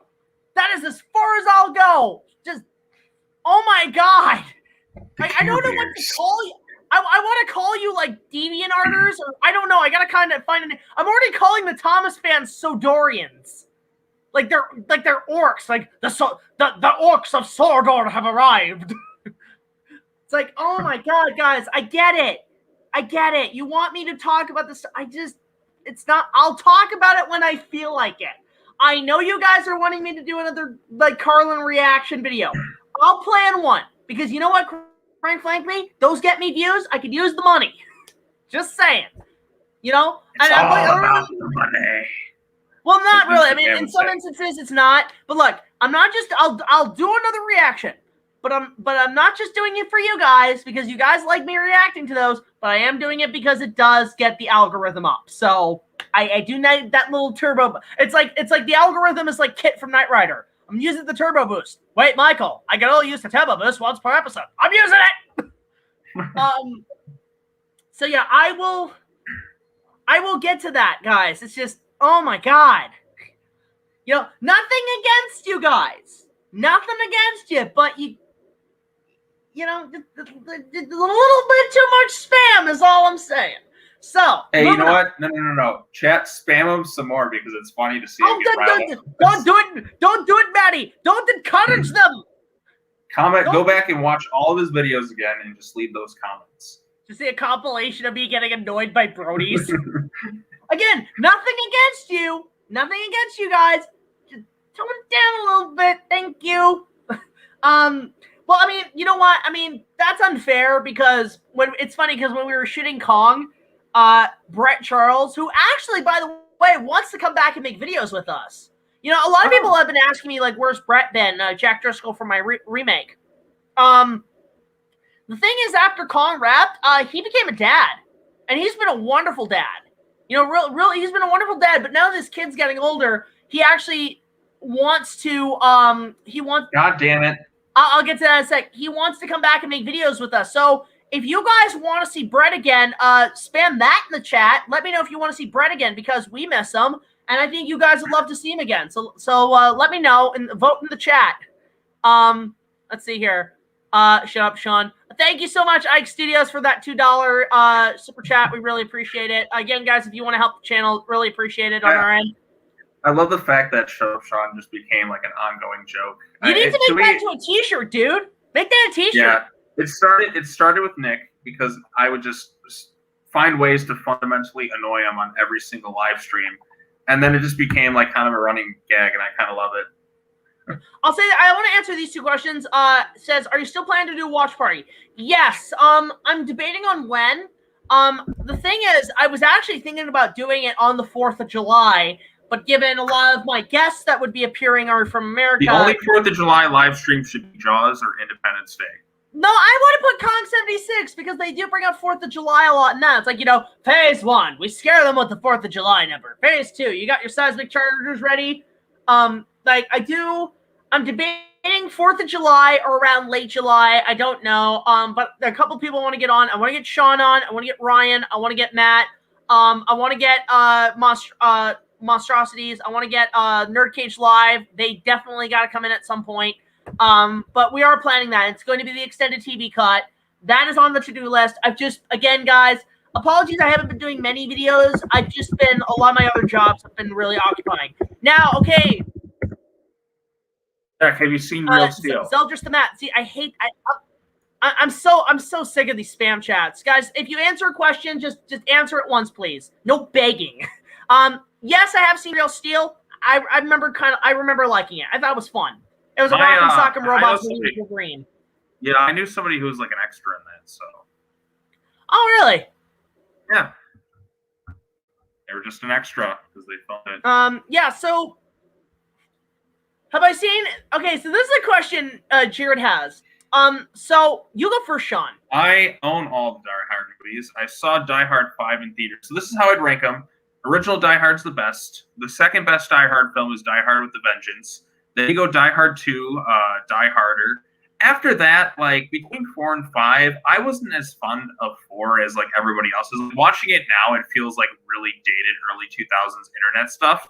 5, like I laughed at the sheer stupidity of it, and like also like the Blu-ray has like 2 different endings. Like because I remember I rewatched all the Die Hard movies, and I watched like this ending's not what I saw in theaters. Then I had to go to a different disc or different setting, and then it showed me like a different ending and ends on a fucking still. Like one of those like cheesy like 80s still things or whatever. Like Like this, where it's like John McClane and his two kids are like, and it's so laughably. That was me with the Rob Zombie Halloween movies. That was me with the zombie Halloween movies because I like the original ending to the zombie Halloween where like Laurie just shoots Michael in the face, screams, and it ends. It's more horrific. But the ending they have on like other releases where Michael's just dead, so bland and stupid.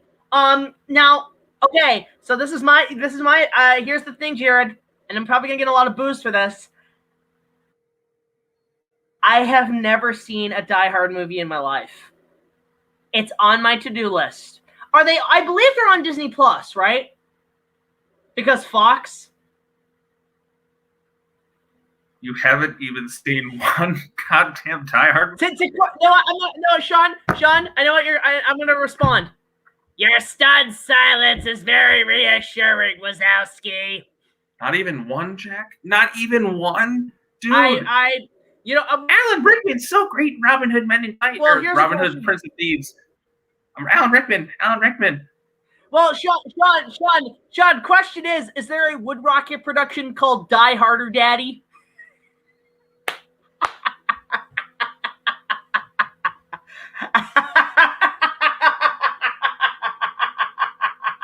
With Alan Dickman? You've got to watch Die and Hard. John McCock? Fuck, man.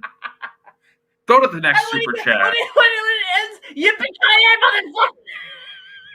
I guess the line. And it comes to the cop going, I shot a kid. Jesus.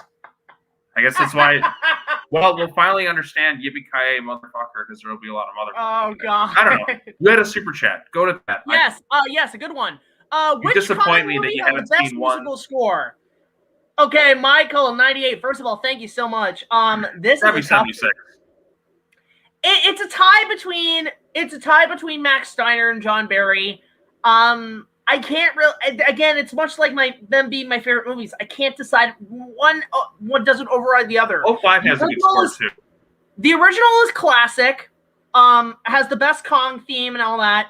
The 76 one is a great, haunting, tragic, adventurous feel.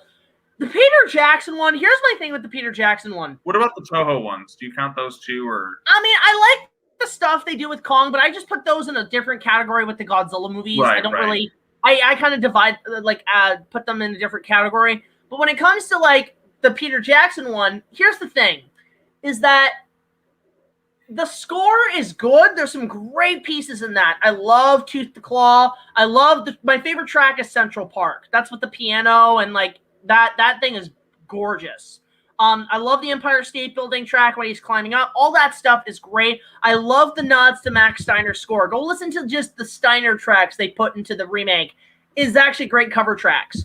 But the problem with the movie is that with the score to that is that much like Waterworld, James Newton Howard was brought in at the 11th hour because Howard Shore was supposed to score the movie, but at the time, him and Jackson actually had a fallout. In fact, there was a lost production diary with Howard Shore, and then he quit, and then James Newton Howard was brought in, and that production diary has actually been lost. Like 6 weeks to the movie or something like that. Like he scored it. So, and here's the thing: James Newton Howard is used to that.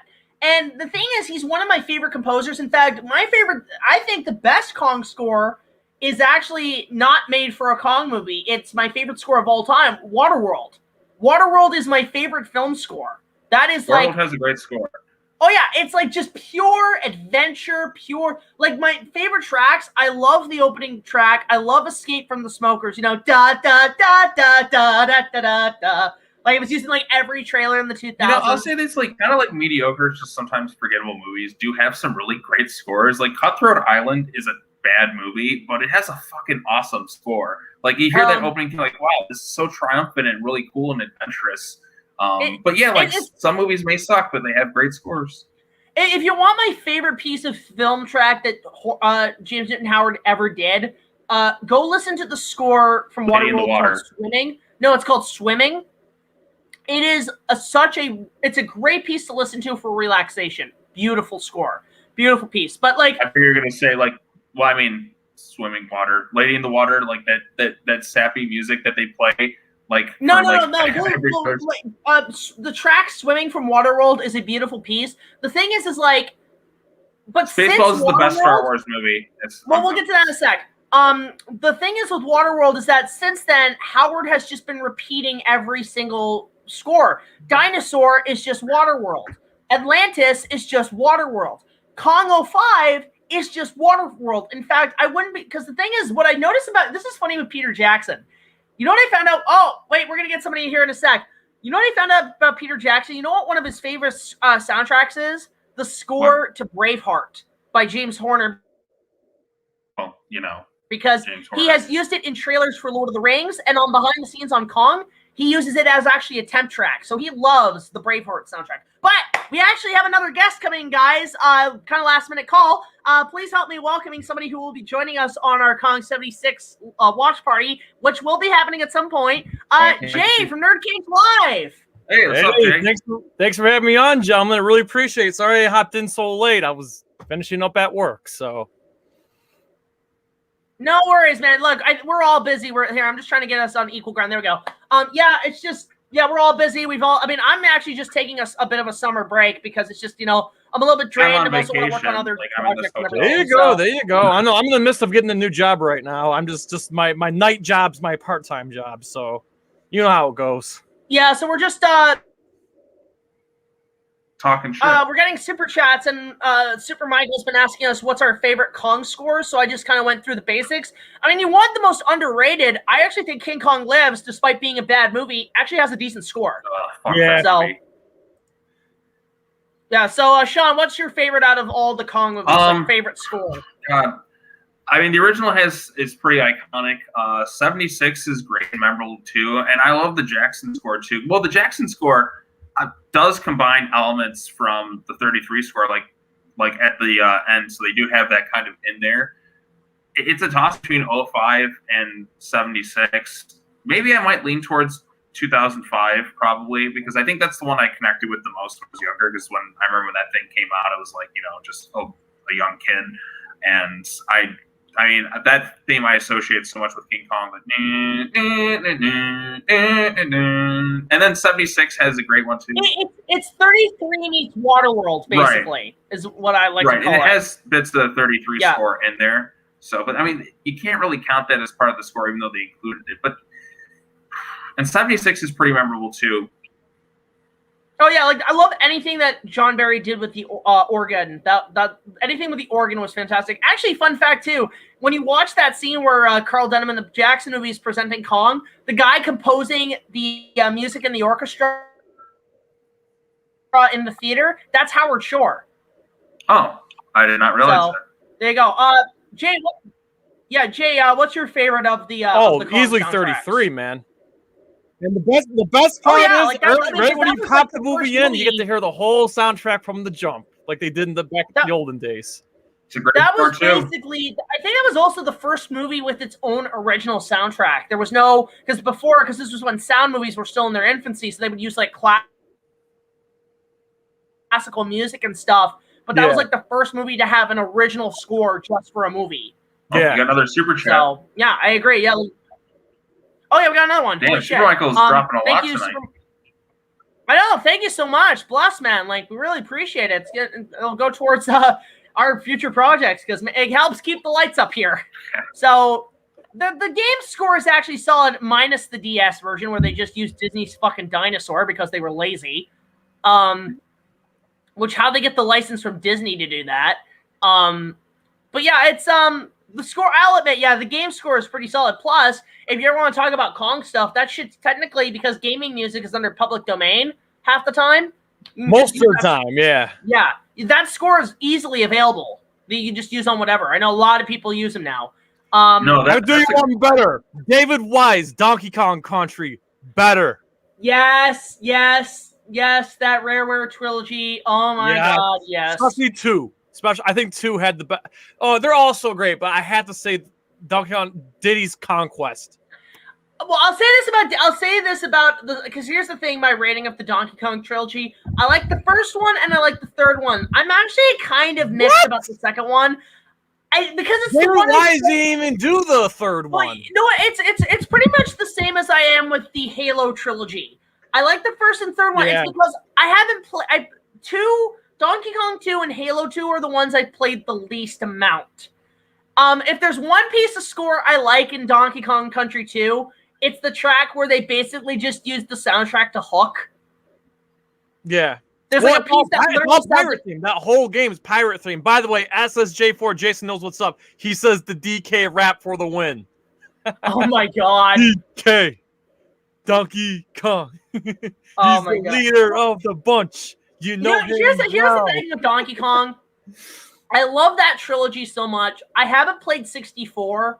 Dude, you're missing out. I haven't played really anything outside of Smash Brothers when it comes to like Donkey Kong. Like I just like that trilogy. Well, the trilogy is the best, but there's other good games too.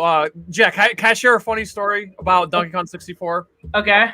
So I'm a little older than you. So I was in 7th grade. It's December 31st, 1999, and our schools, swear to God, convinced us kids the world was going to end because of Y2K. Oh my God, I remember it was that. scary.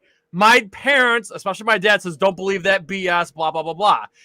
And I'm like, okay, Dad, you're right. But in the back of my mind, I kind of believe my teachers over my dad. Bad decision. Anyway, it's December 31st, 1999. I just got a Nintendo 64 for my birthday, and I got Donkey Kong Country to go with it. So December 31st, keep in mind, I'm in 7th grade. You know, this is before I discovered girls and stuff. I figured before the world was going to end, I was going to beat Donkey Kong 64 before the world ended. So I spent like all night playing Donkey Kong 64, and I fell asleep. And then I woke up and ran downstairs and realized the world didn't end. But December 31st, like if there's any game I want to play before it was all over, it was Donkey Kong 64. Did you beat the game though? No, that was a long game, and I fell asleep. But like I got like maybe through like the third low, which was like Frantic Factory or something like that. And I don't know. Like here's the thing with the trilogy is that again, I haven't played any Donkey Kong games since the trilogy. Yeah. I heard Donkey Kong Country Returns is actually pretty good. Tropical Freeze is better. There's two of them. There's DK. Yeah. The question is like, have they ever restored? Have they ever thought about remastering the trilogy for like new consoles? No. First and foremost, no. There's no need to because those games still hold up. They still look great graphically. Oh yeah. They did. I think Donkey Kong Country 1 and 2 are available on the SNES Switch online. Well, I'll say this though, because I mean, I did technically play a newer game. It was the Game Boy Advance version of the first game, and I actually think that is one of the best Super Nintendo converted to Game Boy Advance games I've ever seen, because there's a lot of them that came out, because when Game Boy Advance came out, it was basically a miniature Super Nintendo, so they were basically putting out Super Mario World, Donkey Kong Country. Aladdin got it, but I heard it was awful, the conversion, because Aladdin on SNES is my favorite game. I love that trilogy. And I'll even say this: I was out of all Nintendo, I was more of a Donkey Kong fan growing up. I even remember watching that shitty cartoon. That cartoon was awful. Bad. But it's bad. But I do like the theme song, and I do like the catchphrase "Banana Slamma." I did kind of say that a few times. It didn't do it for me, but those games are near those first three, especially the first two. The third one I fell off a little bit. Now keep in mind, I feel so left out because I didn't have a Nintendo growing up. I had the third one came out. It was Nintendo 64 was already out when the third game came out. So right. I didn't get a 64 until years later. I can never say Nintendo 64 without replying with, "Oh my god!" Nintendo 64 kid. I think of with the 64. It's funny with the N64 because I never really grew up with the N64. I only kind of played more of it because when I was in high school, one of my first years in high school, I was in a class where at lunchtime we would go to like the nearby pizza joint. We'd come back and we would spend like an hour and a half playing N64 games. Actually, that was something we did in school. We actually had lunch breaks. Some kid brought his whole console collection and hooked it all up to the TV, and he would just leave it there. So like when it was lunchtime, all the kids would come in and we would just play. Go ahead. No, I was just gonna say I'm surprised that Nintendo hasn't given us a Nintendo 64 Mini. Same with they hadn't released it on the Switch Online either. I don't know if it's a rights thing because of James Bond, or they just don't want to do it, or there's just not enough demand. Well, here's the thing: if they brought in N64, if GoldenEye is an issue, there's still plenty of games they could put on there that would satisfy people. Because some of the games on N64, they're some of the most expensive I've ever seen. Like one game I used to play in high school a lot with all my buddies was Mario Party. I loved Mario Party in high school, but now I try to get those games. They're like $900,000. Yeah, you can. Well, here's the thing: if you have a Wii U, you can buy Mario Party 1 and 2 on the N64 shop on the Wii U. Yeah, I just want the original cartridge. Yeah. I just want the original games. You know, it's just because that's what I use. But I remember loving Mario Party. I really like the first Smash Brothers game. Like, that's great. Yo, Jeff, what was your reaction to the new Mario Party game coming out on the Switch later this year with the compilation? You know, again, Jay, I'm not into the new consoles. I really have no say. I think it looks cool.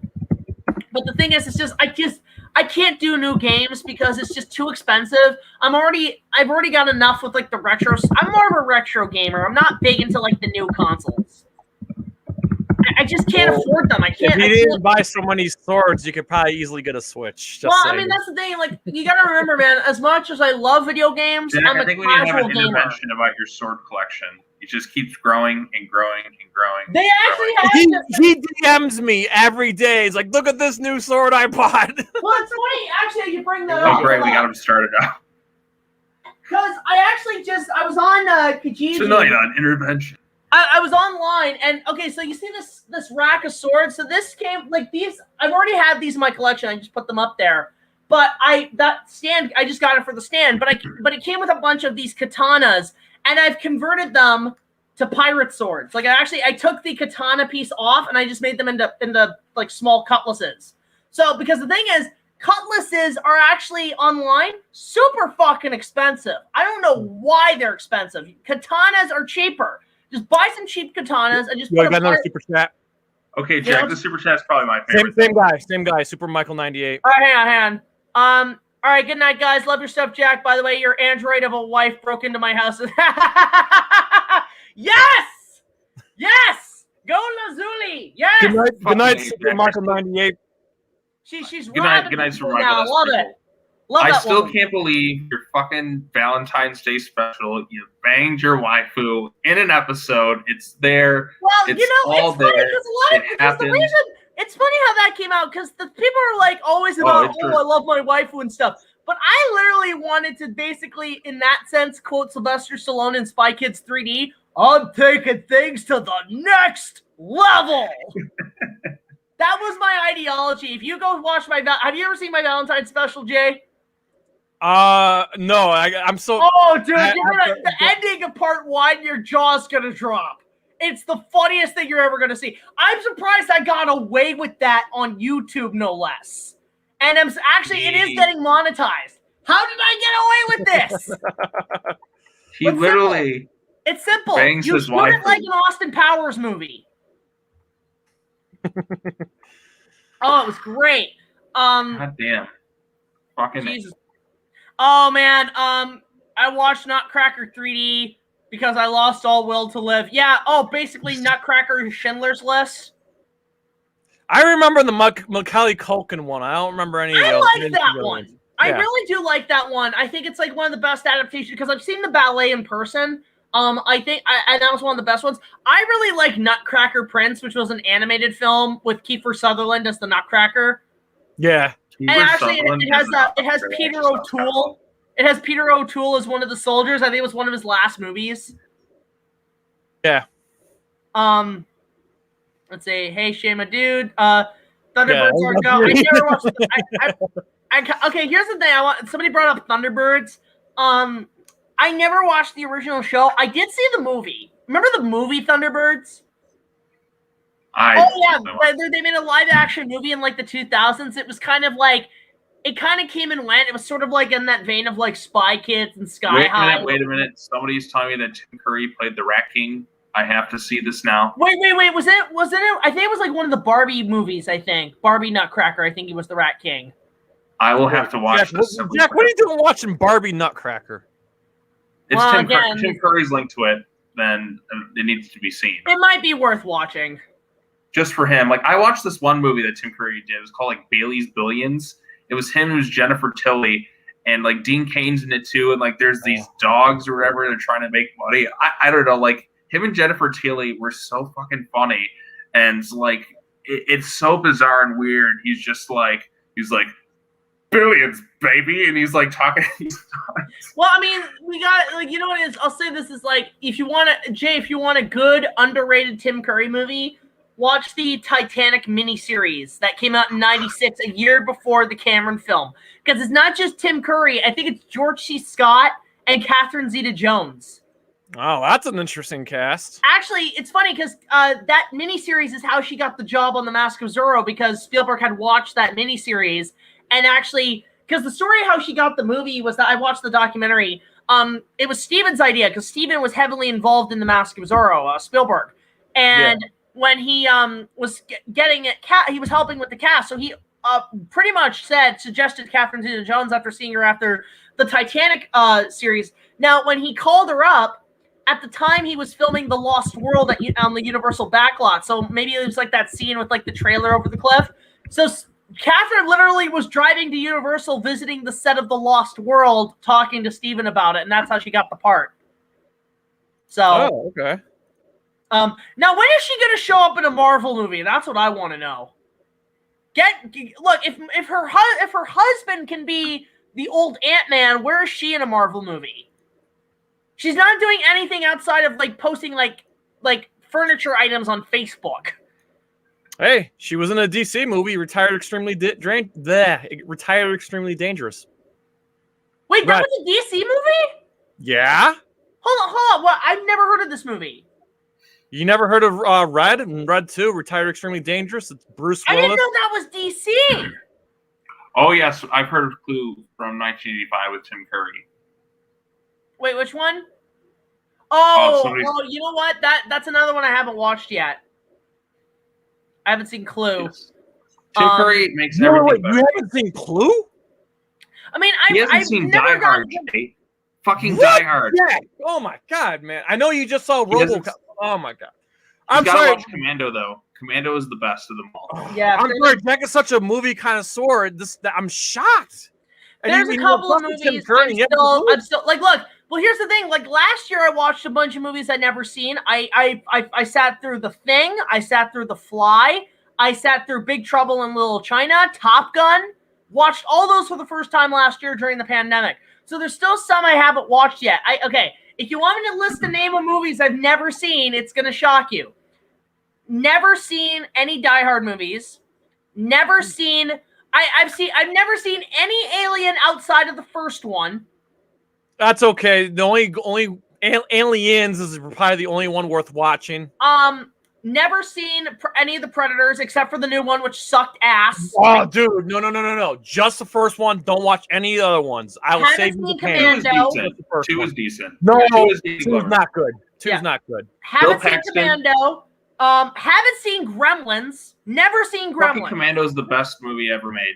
Hey, you know what's really sad about never seeing Gremlins? I'm friends with the director on Facebook, Joe Dante. I'm friends with him on Facebook. I've seen a few of his movies. I like Small Soldiers. That was just Gremlins with Toy Story, and I did like Looney Tunes Back in Action. Jack, I'm gonna tell you something right now. Do not rush into Gremlins and Die Hard. I'm going to tell you this right now. Wait till December. That's what I'm thinking. I mean, you know what? Watch them in December. In fact, I will watch them with you. If you want to do like a private Zoom call, I'll watch it with you. Yeah, you know, because here's the thing. Watch The Birds. That's my favorite. Okay, because you know what's really kind of sad is that I couldn't see my family on Christmas because of the pandemic. Yeah. So you know what I watched on Christmas Eve night? Batman Returns. Yeah, I did the same thing. Oh, it's perfect. I did the same thing. I watched. That's one of those movies I watch every like Christmas Eve. It's now one of mine too. Speaking of which, speaking of Batman Returns, who saw the set photos of the Flash? Michael. Yes.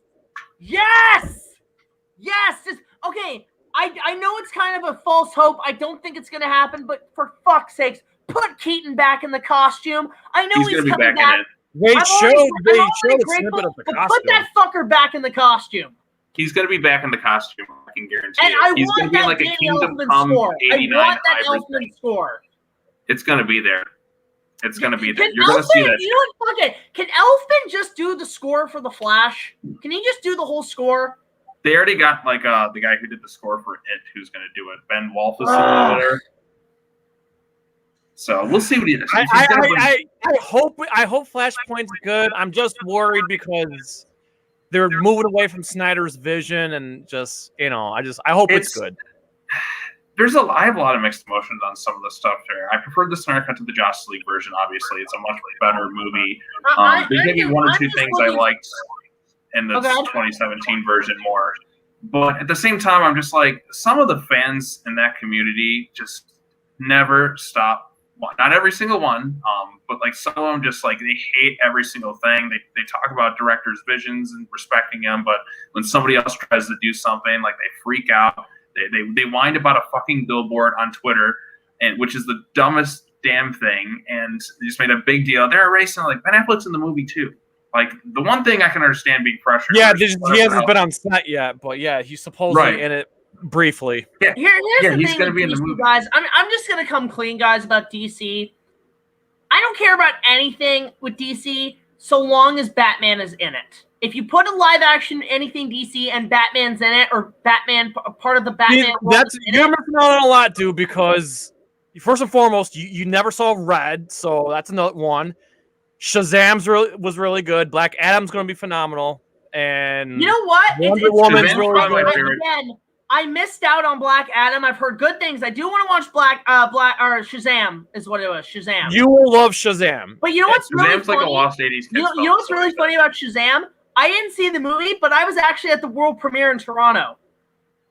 Shazam's really it was very much a surprise because what happened was I was just in Toronto for like some filming some stuff, and I was just I think I was filming the April Fool's Yeti review, and I was just walking around the city. I was in Dundas, and then I see like all of a sudden, what's going on with Shazam? It's like, they're doing the world premiere. I'm like, wait, what? Yeah, no, you will enjoy Shazam, and I think maybe you'll be like, okay, so there's great characters outside Batman.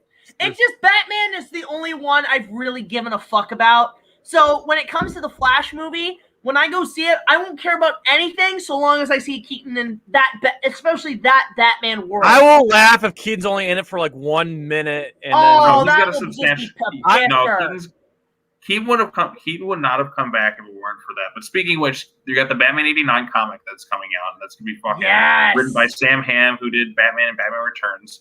So we're in a resurgence. I played innocent. I wasn't the one who made the Joker be the murderer of Batman's parents. Yeah. I mean that one's like, it doesn't bother me. I've watched that movie since I was younger. The Vicky Vale into the Batcave thing, like, I mean, she pretty much knew it at that point. Have you seen the leak that happened with the 89 comic? The Joker's alive. I think. Or it could be some copycat. No, I think it was a leak. It was a leak. Apparently the Joker survived. The Joker's alive. I'm like, shit. The only thing I could say is maybe he did die, but maybe they're going to draw from the three Jokers storyline.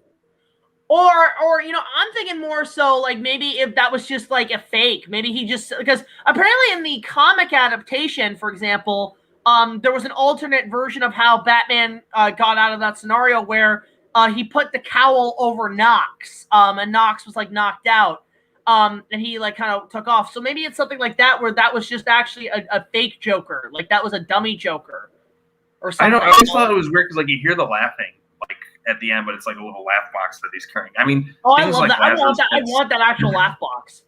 I want the Joker's goons. Like jackets that they're wearing like so badly. Like you just want to cosplay Bob the Goo. Bob Gunn. I'll say this too, because I just picked this up because I'm doing my second job as a flipper where I like resell vintage toys. I found this guy. I'm gonna try and get about $15 out of him. I found an animated series Joker figure from Kenner. Yeah, nice. I remember you sent that to me as well. Yeah. So Yeah, I'm looking forward to it. I just want to see Batman. I want to see where he's been the last 30 years. I wouldn't be surprised if we got a cameo from Michelle Pfeiffer as Selena Kyle. I would not be surprised. She still looks good. She pulled out her whip and showed Yeah, it off. like that's the thing. Imagine her coming back as Catwoman. I don't listen. They can't cram too much into this movie. Remember, it's a Flash movie, not a Batman movie. But here's the thing: it's being sold on it essentially being Tim Burton's Batman 3. That's why I'm gonna go see it. It's Batman. It's still 3 the director has said this is Barry's story, but like Keaton plays an important role. Same with Affleck, because like it has to start with him. It has to start with Barry and Ben because of their connection in Justice League. Yeah. But we're just gonna have to wait and see. Like DC films, I don't know what the hell they're doing anymore. I'm more interested is what version of Supergirl is this? I'm sure you saw the pictures. Well, it's the some new people cast think of it's Supergirl. Basically the DC the Snyder Supergirl. Basically. Yeah, I know, but which version is it? Is it gonna be Kara Zor-El, or is it gonna be Laura Kent, or is it gonna be the one that, or is it the one and is it an alternate universe where Kal-El doesn't exist? It's the Donner Supergirl. It's the Donnerverse Supergirl. Well, no, the daughter of Jor-El. Like no, but I'm talking about the Richard Donner. It's like the Christopher where instead of a Reeve boy, they had a girl, and they sent a girl out in space.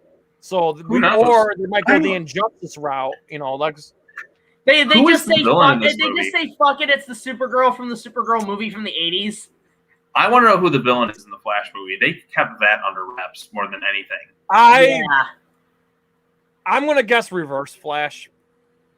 It was me, Barry. You gotta have that name. The thing There's is, also a rumor that was it Grant Justin is in the movie too. In there too. Yeah. Here's the thing with the Flash movie, because the whole thing is like, oh, well, it is Barry's story. But here's the thing. When you bring in Michael Keaton's Batman and that whole universe, where it ended, that franchise ended on a very much, not only a downbeat note, but very unfulfilling and not much closure to that universe, you at least need a scene that shows where Batman's been in that universe for the last 30 years. I at least want to see, like, sort of a collage of maybe newspapers of all these like little Easter eggs of like Selena Kyle and Harvey Dent. Like you got to show at least a picture of Billy D. Williams as Two-Face. I'm gonna get sad. There'll be a moment I'll get sad when we see Michael Goff like as Alfred in like a picture. Yeah, maybe where Alfred's probably dead, so maybe we with see a his Diet Coke in gravesite. his hand. No, him and Gordon. You get to see like Gordon's dead, Alfred's dead, Robin. If that ever happened, if Robin did happen in that world, it was supposed to be Marlon Wayans if I heard.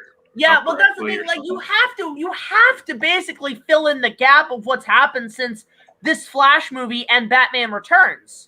Like, you have to. You can't leave that unanswered. We'll see. I just Jack, level your expectations because it sounds like you're like, oh, I hope this is in. I hope they do this. I hope they did. No, I'm not. I'm trying to save you from pain. So I would just be like, okay, Michael Keaton's in it. Let's see where it goes. Don't be like, oh, I hope this is in it. This is in it. This is in it. This is in it. Like, you're gonna set yourself up for disappointment. I wanted to say here, Gunslinger brought this up. Well, the thing is, they've established that the Schumacher movies take place in a different universe. They've established those are no longer canon. Because the thing is like, I'm not asking for a full-on Batman 3. I just want to see like at least one scene. Like, doesn't even need to be like 5 minutes. It needs to be maybe a minute of just where has Bruce been this whole time? I just can't believe after 30 freaking years, Michael Keaton is going to be Bruce Wayne again. Like, this is to me, it's like watching Harrison Ford come back as Han Solo after all this time. Like, Chewie, we're home. I just want to hear that. I'm Batman. Yeah, he has to do that too. Okay, I don't care if it's cliche. He has to just go up to a criminal and it's like, I'm Batman. Like, he just has to. That's got to happen. He made that line iconic. It just feels so good to say Michael Keaton's back. Like, because Michael fucking Keaton is back. Like, that to me, it's like, he was my original Batman. Like, Batman. He was for me too. Like, I mean, I grew up with those movies. Like, I mean, Batman Forever was my first Batman movie in theaters, but I mean, I grew up with Batman and Batman Returns on VHS. So, yeah. I love Batman Forever as well. I mean, Batman Forever is a lot of fun. There's actually some really good directed. It's a guilty pleasure. I love that movie. Like, I have a blast. Batman and Robin just can get kind of exhausting, but it's still hilarious in like a bad movie way. I just got Batman Forever on Laserdisc. Oh, you get to hear "Seal Kiss from a Rose" off your Laserdisc player. Yes, or hold it. Actually, you know what? Because Kiss from a Rose I really liked growing up because that was something me and my mom was a big Seal fan. But the thing my mom had like, the cassette of that in her car, so I but I like it's the Batman Forever song. I like the song U2 provided. U2's whole I love that song. That is one of my favorite U2 tracks. Yeah, that's actually a really good U2 track. Like the whole like beat. Oh man, it's so Batman. It's so. I love the what was it? The Flaming Lips "Bad Day" song when the Richter goes in his apartment. I'm surprised that wasn't on the soundtrack. I think it is. No, I don't think it was. Let's take a look. Here, no, I got the album. Hold on, I got the album. I have the album. Hold up. I have the CD. Give me a minute. Let's see, Batman Forever. Batman Forever. Spider-Man. Like I said, U2, Offspring, and what was it? No, it's the very last song. It looks like it says "Bad Days." Yeah, I'm just saying the tracks that I like. Just basically the. Guess what I did today? What's that? Batman and Robin has that Smashing Pumpkins song, which they use for Watchmen as well. Yep. Yeah. Yeah, no, like the Pumpkins. That was like one of their biggest songs, actually. Mm-hmm. I remember Batman and Robin had like the on the VHS an ad for their CD, music from Batman and Robin. It's like so and so. That City. VHS that pretty much introduced me to the format known as DVD. Yeah. With that commercial. Yeah, they're like, whoa. Yeah, well, I mean, DVD was hot shit back in '97. Yeah, it was just Gotham City. Actually, keep talking about Batman. I wanted to show you something actually that I found that I'm actually selling on the market. So, Jay, what's your favorite Batman movie? The Dark Knight. Even though I despise Christian Bale, The Dark Knight is my favorite Batman movie. Solid choice. I put that like in terms of live action, like number 2. Batman '89 is my personal favorite. And like Dark Knight, just one of those movies I just remember like beyond the edge of my seat, like that whole 89 is my second favorite, but my favorite Batman is Affleck. Affleck's pretty good. He's the most comic accurate one. To an extent, because like trying to base off the Frank Miller, which is an Elseworlds storyline, and like, but that one he wasn't like killing intentionally, like Affleck's was. So like we're still not there yet. Like, even Keeling. Yeah, but the Dark Knight, Batman's killed many times. The Dark Knight Returns. The only Batman who has not killed is George Clooney. Well, actually, speaking of which, George Clooney is the most accurate Batman because he is not killed. Sean, and Val Kilmer, Adam West. This is why Superman works alone. Actually, no. Adam West did kill somebody in Batman the movie. He punched him. He fell onto the Jack in the Box, out into the sea, into the arms of the penguins, exploding octopus. So I wanted to bring this up, Sean. So I found this at Value Village. I'm putting it up on the market.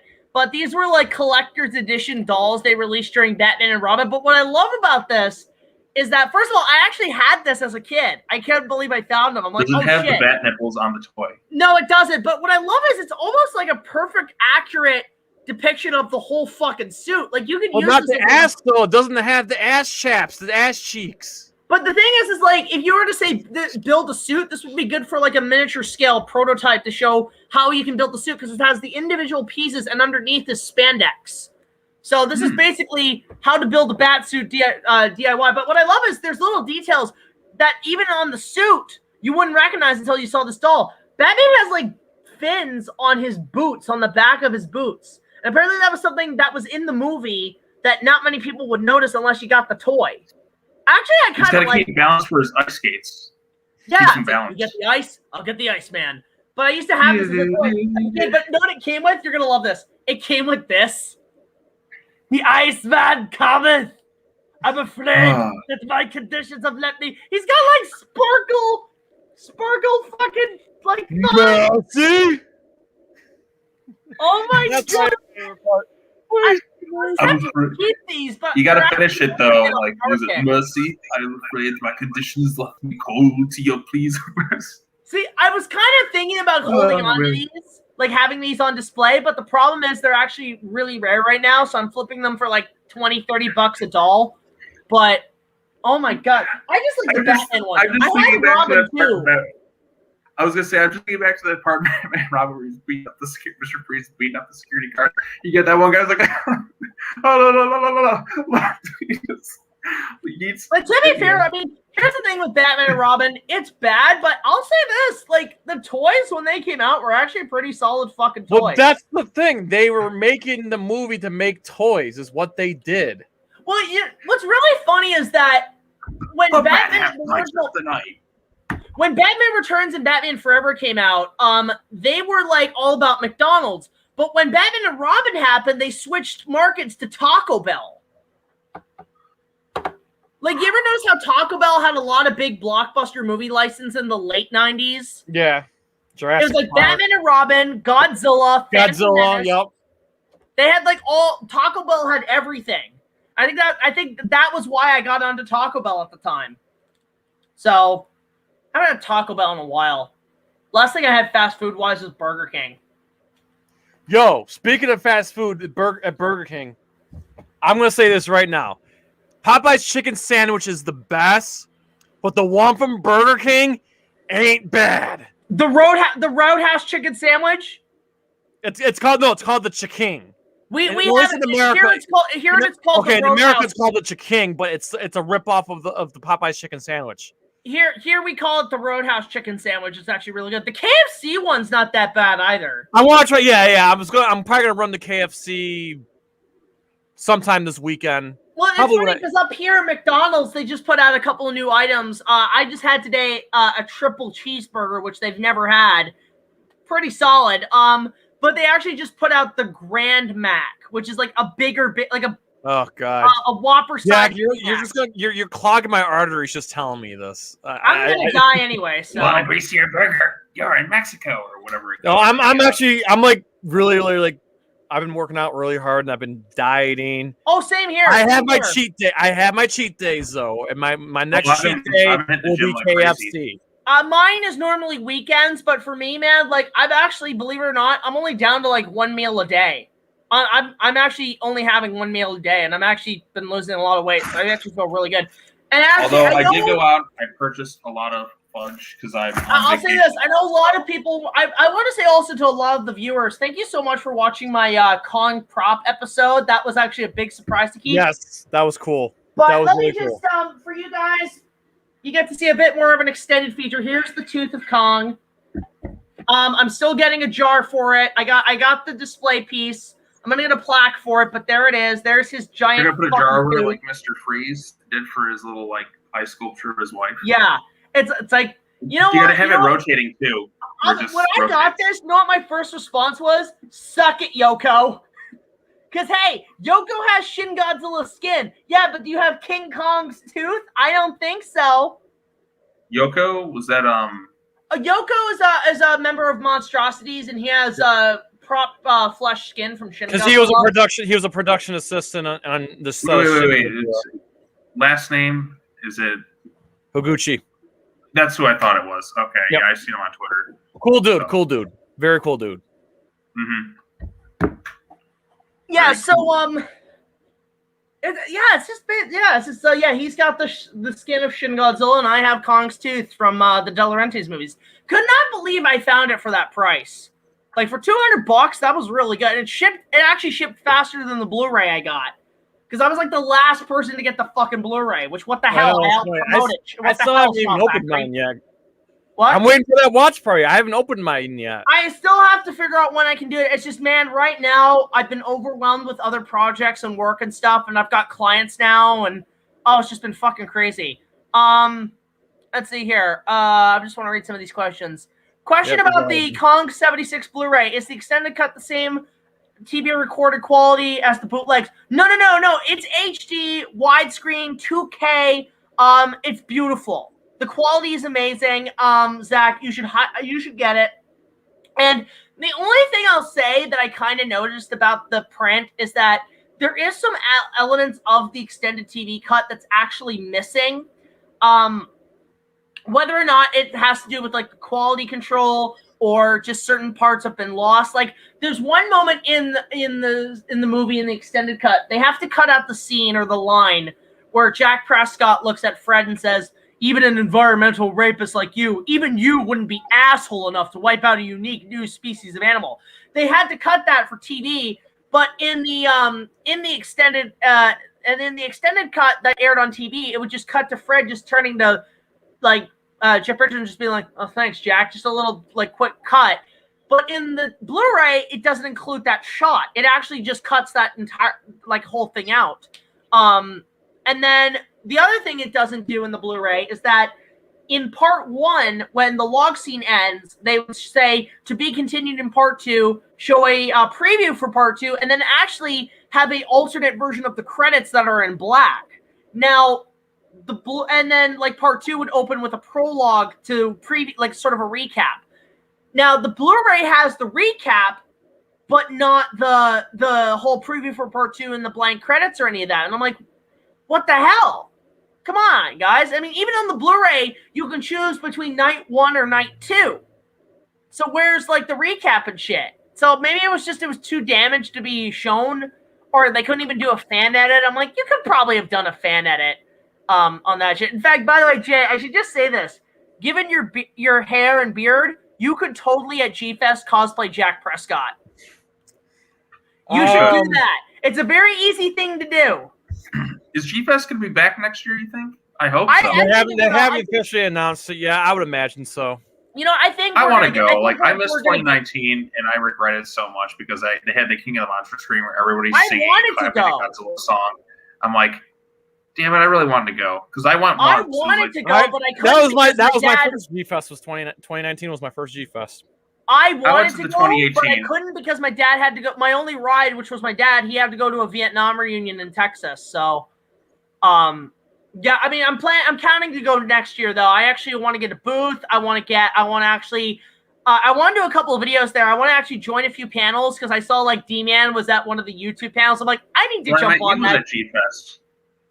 That was an awkward panel, just saying. No, because he was King Kong. He needed backup. Had I have been there, I would have been his backup. I'm not exactly referring to that, but yeah. Wingman on that. No, I cheered him on too. I wasn't one of the crybabies in the crowd. I cheered him on. I thought it was funny. He was playing the heel. He was playing a heel in wrestling. He was a great heel. Like that's how you get the crowd reaction. Like he knows how to play heel, and he's good at it. So.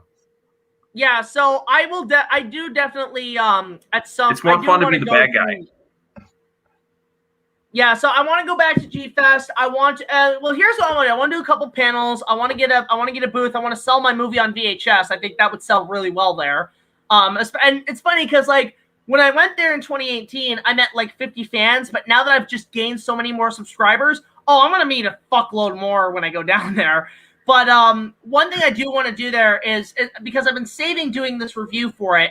At some point I want to cover something Godzilla. And what I want to do is my top 10 favorite Godzilla movies, but I want to host it at G-Fest. Like, I want to film, like, the segments at G-Fest and just get a bunch of cameos from all these Godzilla YouTubers. I think so. I had a panel booked for 2020, so I'm hoping that, when in 2022 I can, hopefully the panel guy will let me do it.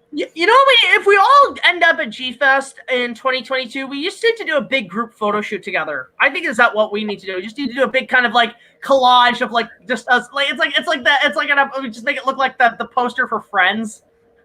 Just do like an 80s style intro, but where we all like show us just folding our arms, just like. That'll be fun. Something fun like that. Oh man! Or just cut. Yeah, that was a long day because I drove from where I was at all the way to Chicago. Oh, I took the choo-choo train. Me and my dad. I drove all the way there got there right at like 6 a.m. because I didn't buy tickets. So I was like, oh shit, I had to like go and buy the tickets. My dad and I didn't get there and then I drove until back the end home of the the same first day. day. So I drove like over 8 hours like that same day. I got up at like 2 in the morning. It's like I gotta hurry up and get there. Then I forgot about the time zone shift, and so Sean, I got here early. Sean, my dad and I drove 12 hours to G Fest. Yeah, but I drove up at like 3 in the morning, and we drove 12 hours. We didn't get there until like 3 p.m. Yeah, but Jack, I drove there and back the same day. Like it was all one day. Well, because so like it's funny because what we did was we actually took from my parents' place. We drove all the way down to like the western end of Ontario. We went over the border and then we went over to Illinois that way because that was faster than just making the U loop where we usually go across. You go through Detroit at all or no? Do you go through Detroit? You go through the Ambassador Bridge? I think we did. Yeah, we had to go from like the closest area from like Ontario to Chicago. That was probably the fastest route. Yeah, you can do that. It was a straight shot. I took a train. It was a straight shot, and the train left at night. It was a 13-hour train ride, but it left at night. Left at 9 p.m. I woke up, and it was there at 9 in the morning. There's a couple. It's funny too, because like the next G Fest, I do want to bring in a couple of YouTubers I know that are either local there or in Chicago or would just like love to attend. Can't say who they are though, but like I'm gonna let them know, guys. This con's amazing. You should check it out, especially if you're local. So, but I will definitely be going next year. That is going to be one. I want to go to a lot more U.S. cons because apparently just a lot of my fans are from the States. Which again, thank you to all the viewers watching right now. I'm thinking about it. I've been thinking about it. I want to check out KatsuCon. KatsuCon is in Washington, Washington D.C., and I had a lot of friends go there, and apparently it's freaking crazy. Like there was one event. There's been one KatsuCon that was there, and the rumor was it was just a wild party, and there was like Danny DeVito shit was everywhere. Like no, because apparently one story was one of the hotels and like the top, like whenever you go to a con and you're like outside and it's at night and you look out in one of the windows of the hotel and there's like a color rave going on in one of the rooms. Right, like those. So apparently, what was happening was one of them was a rave mixed with like some fucking orgy or something in one of the hotel rooms. But to block off any of the nudity, they had a full-size cardboard cutout of Danny DeVito on the window, just looking out at everybody. I'm just like, okay, this is I need to see what goes on because apparently this con there was like a big fucking orgy or something. I'm like, what is going on at this con? What the hell? I will say this at the no, it's not. I only know this because I saw a clip on YouTube. But at the hotel where G Fest is held, they also have a furry convention too. Oh no! Don't tell me somebody in the Godzilla suits. Oh no! I don't know. Listen, I'm just Were they saying. Doing their yipping? Okay, you know what? Actually, Nabaruto actually says this. Am I the only one who wants to see BigJackFilms do a collaboration with Brendan Tenold? First of all, we're both Canadian, so that would actually suffice. But I doubt he knows I exist. I don't think he even knows who I am. Like James Cinemassacre, they love my stuff, but like I doubt Bernard. Unless the word goes out, unless enough people spam Brendan. Enough people spam Brendan saying you should collaborate with this guy. He's great. I'll be like, yeah, I'd be up for that. If you ever, he might know you. I mean, you are the King Kong guy on YouTube. Well, I know he's been hinting at talking about Kong 76. So if he ever talks about that, guys, send him my way and tell him I will join him for that. I don't talk to him, so someone who does talk to him should. Yeah, just guys, go spam Brendan's. Look, if enough fans tell him to keep reviewing Godzilla movies, you could spam next best thing. Collab with BigJackFilms. On Kong.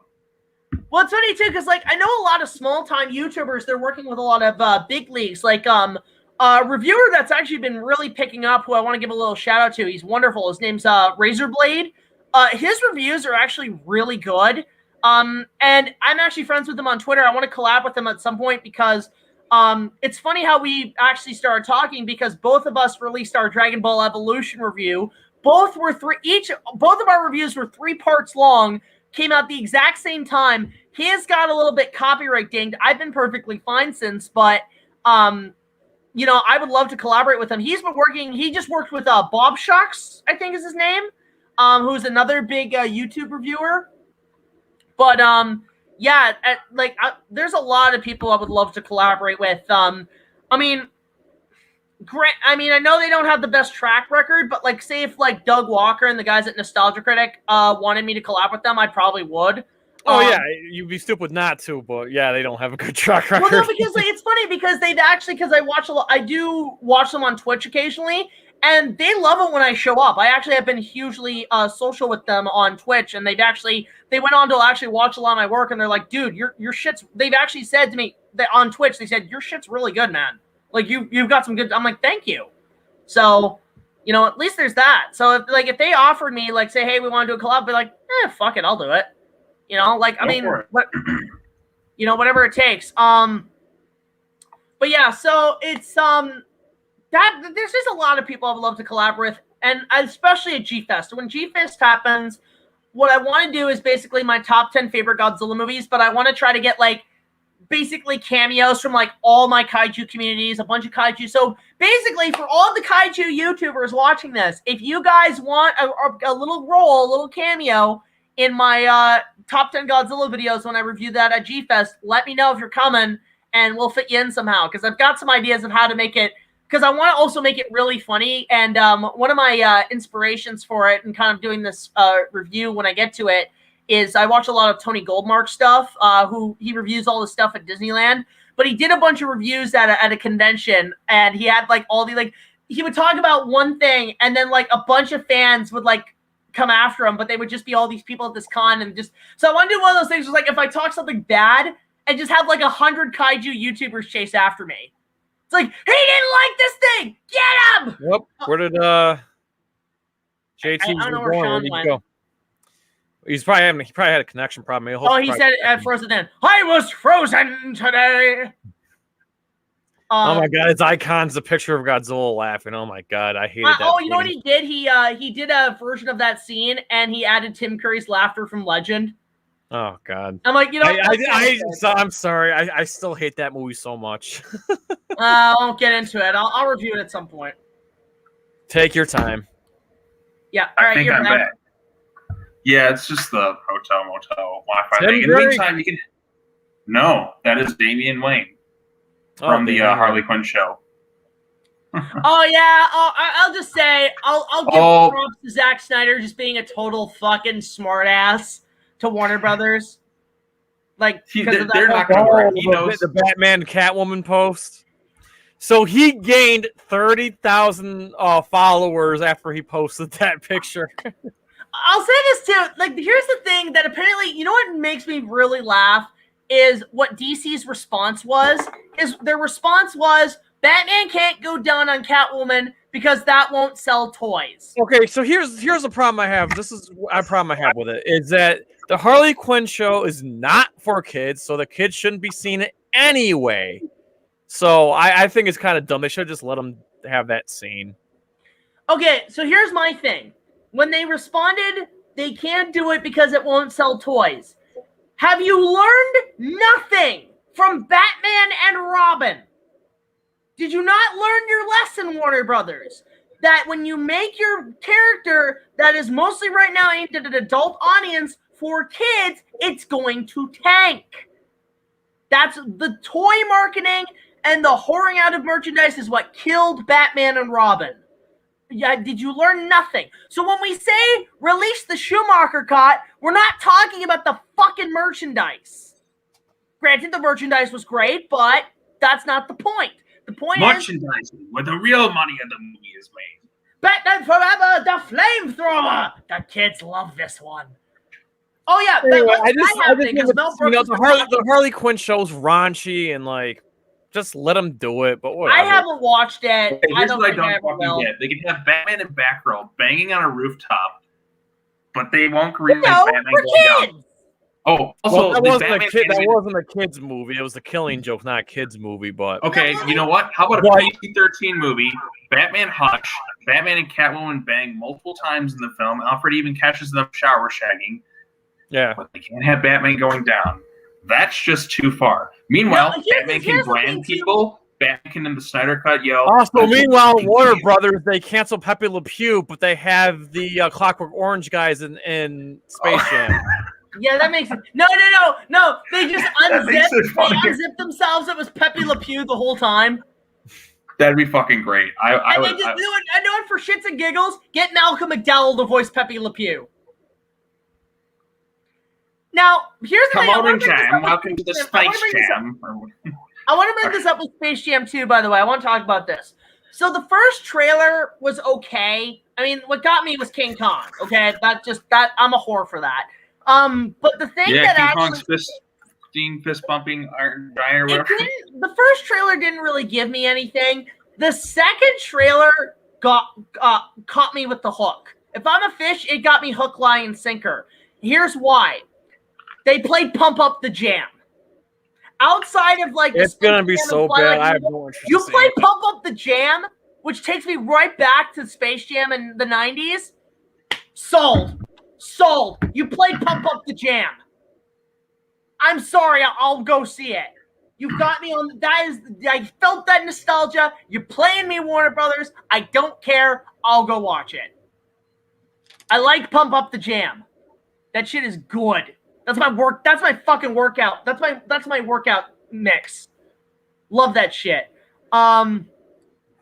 Oh my god.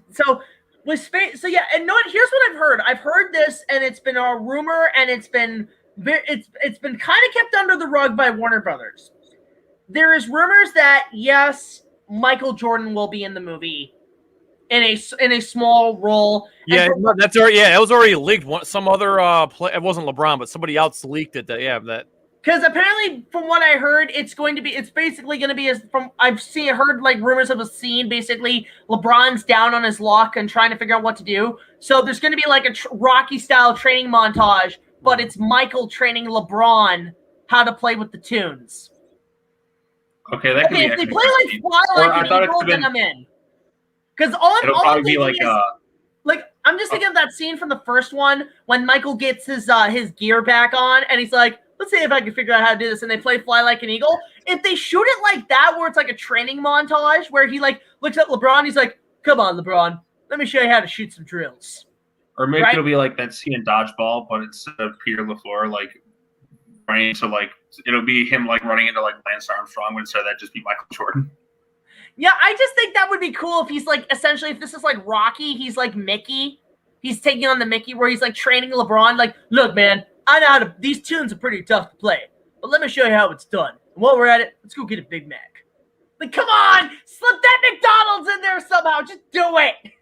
Put on your Hanes, lace up your Nikes. We'll pick up a Big Mac on the way to the ballpark. Oh yeah, Cha-ching. when's Wayne? I hope Wayne Knight shows up in this. Get Stan. We need Stan. The world needs him. So this is apparently like a reboot, not a sequel, I guess. No, it's a sequel. If Yeah, Michael- but it's Michael Jordan versus the internet, not Michael Jordan. LeBron James versus the internet instead of like tunes from outer space. So, Or, like, LeBron the leaves the Looney team Tunes the second when half they're- after they're down. I'm going to take my talents to the Monstars. yeah, I'm not. Listen, I have no interest in watching Space Jam 2 at all. So, But here's the thing with the whole I'll watch it live for Wise the action. Clown, who's apparently in it. And apparently Jim Carrey's in it as the Mask. Yeah, I don't know if you he's- know what, this is no. I'll just say this. Here's the thing, because Ready Player One was essentially not just a big Easter egg movie, but it was a test to see if certain franchises could still like do well. Ready Player One is the reason why Warner Brothers and Legendary are making a Gundam movie, right? Yeah. That was a test. I think even Mechagodzilla. I enjoyed Ready Player One. Yeah. I never read the book, but I think I even enjoyed the movie. Mechagodzilla was a test to see if people would respond right, and that's why they got him in GVK. So here's what I'm thinking is that Space Jam 2 is another beta test. So Yeah. if Jim Carrey gets a good positive reception, if he's actually in it as the Mask and people respond to it, they might finally make The Mask 2. That might be the test to see if they can greenlight The Mask 2. They made The Mask 2 and it was awful. No, but they'll say that's not canon, and they'll actually. And you know what? There's only if they do make a Mask 2, I ask for one thing: the kid who won the Nintendo Power Contest needs to have a big role. He needs to have. They owe it to that kid. Yeah, but Jim Carrey's not a fan of doing sequels, so I. Well, he did the Dumb and Dumber. He's doing Sonic 2. I bet he regrets it. Yeah, but he's also doing Sonic 2. He actually was really ecstatic about doing Sonic 2 because he wants to keep going further with Robotnik. Like he just, for some reasons, like Dr. Robotnik was like the one character he's like, oh my god, there's so many layers, we can just keep pushing this and pushing. Like I don't think anybody's ever gone this deep with Robotnik before. He's just kind of like wants to keep going further, like because he wants to evolve, because the character's evolving, like because he does TV shows, like he does multiple seasons and stuff. But this one, it's like it's the continued development of a character because they're not quite fully there yet. That's what keeps them going. Here's the thing with Jim Carrey and stuff is that I've heard, from what I heard, there was an interview with him. I can't remember when it was, but apparently he said that like when the Dark Knight movies were coming out, he actually stated that if they asked him to play the Riddler again, he would actually do it because he feel like he could actually do a much darker, a much more mature version than what he originally did. And he had interest in coming back to that. He had actually interest in coming back to doing the Grinch if he was ever asked. And now we got the Gimp playing the Riddler. You know, but like the thing is with Jim is that if he came back, here's what I would think. If they did the Mask, a second Mask with him, one, you gotta get Cameron Diaz back. That's a given. Two, I think she's retired. Well, two, you gotta get the Nintendo Power kid who won the contest. Somehow get him involved. Three, make it more like the comics. Just go an R-rated sequel. Yeah, I agree. Yeah, it should. The Mask is like a really dark rated R comic, so yeah, I agree with that. So just do that, and then hell, while you're at it, if you can somehow collaborate with Marvel and Disney, Mask versus Deadpool. I don't know. Won't happen. Well, it won't happen. Or you know, if you can't do that, then here's what you do. If you do another one, The Mask versus Freakazoid. How have we not gotten a Freakazoid movie yet? Because Freakazoid only lasted like one season. Oh, Freakazoid was awesome! It was awesome, but it didn't last. Dude, business is business. Well, the thing is, I always say that because like I would try to watch Freakazoid, but like it used to be on a certain time slot, and then it just never aired again. I was always like, where the hell is Freakazoid going to air? I'd check my TV guide. I'm like, I want to watch Freakazoid, but it just, you know. Oh, the question is, who would you get to play Freakazoid? Who would be a good actor who could like get that energy and that sort of internet meme of no, fuck, you just get what's his name? Filthy Frank. James McAvoy. No, you get Filthy Frank as Freakazoid. Actually, I like that. James McAvoy. Actually, that's a good one. James McAvoy as Freakazoid. That's an out of the box casting, but you know what? That's not bad. I could get behind that one. I mean, because it's split, because he can show versatility and range. The thing is with Freakazoid is that he was essentially the origins of memes. Like he's like memes as a superhero. And the thing is like if you're gonna update Freakazoid and make it like now, it's like one, he would probably be some YouTube, smart ass, and then and all that shit. But here's what I would do. I would actually cast a talented comedic YouTuber as Freakazoid. But YouTubers can't act, dude. Well, I mean, no, there's some that could probably pull it off. One person, I don't know if he would be a good Freakazoid, but it would be super funny. JonTron. Yeah, but JonTron's the most anti-Hollywood YouTuber, so. I don't know. If you pay him enough money, he'd probably do it. It'd be funny. He makes fun of Hollywood. He's not gonna. He makes fun of Hollyweird. Yeah, I think. Definitely they should do Freakazoid, especially now with like internet culture. Holy shit. How that would be crazy. Yeah, I know, but the thing is, like, Freakazoid's kind of like a cult classic. It's not going to make money, dude. Did Freakazoid show up in the We're like a small handful of people that know what that show was. It's not going to. You got to think of it from a business perspective. Oh, Huey's actually got a good one. Markiplier as Freakazoid. You know what? Yeah, I can kind of see that. I don't even know who Markiplier is. Oh, Markiplier is like one of the biggest YouTubers out there. He's like totally into that. I think he would be good. He'd be a good freakazoid. Especially I've heard the name, but I don't know like anything. His try not to laughs are actually pretty funny.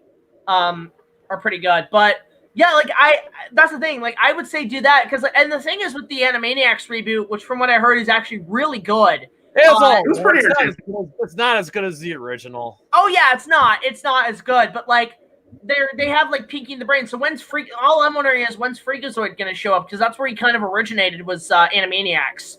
And then he got I think the funniest show. episode of the new Animaniacs one I remember was they took like Edward Snowden in there or something. I thought that was kind of funny. I actually, you know what? There's one that I was watching because here's the thing: I hadn't watched Animaniacs since I was a kid. I used to watch it a lot on like the WB or actually we had our local network, Global, had a kids block on Saturday mornings called KTD, Kids TV, right?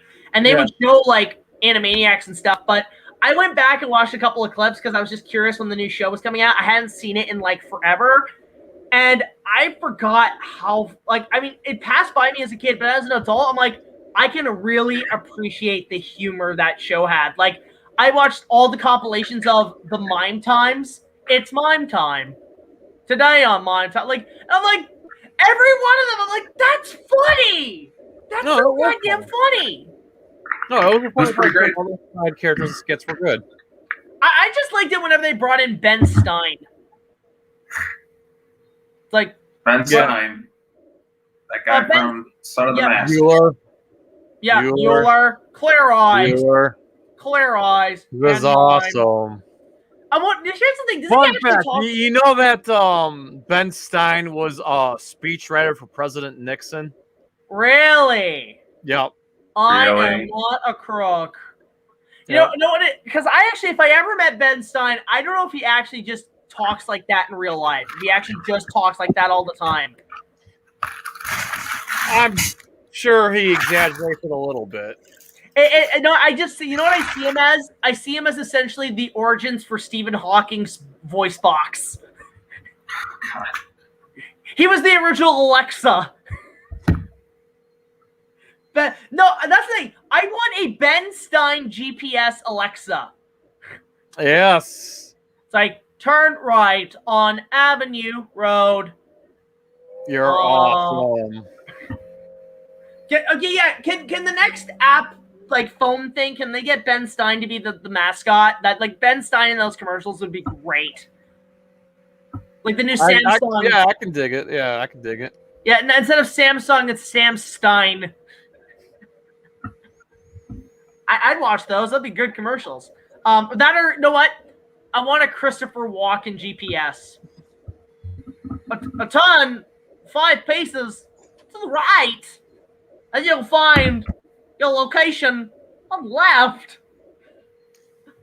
Yeah, Christopher Walken. Like, I know somebody who like was friends. Like, one of my friends, like his friend, like was like a limo driver for Hollywood. So Christopher Walken is just the weirdest kind of guy, like really paranoid about everything. Oh, turn on here, we're being followed here, or something like that. Apparently, he's just that bizarre in real life.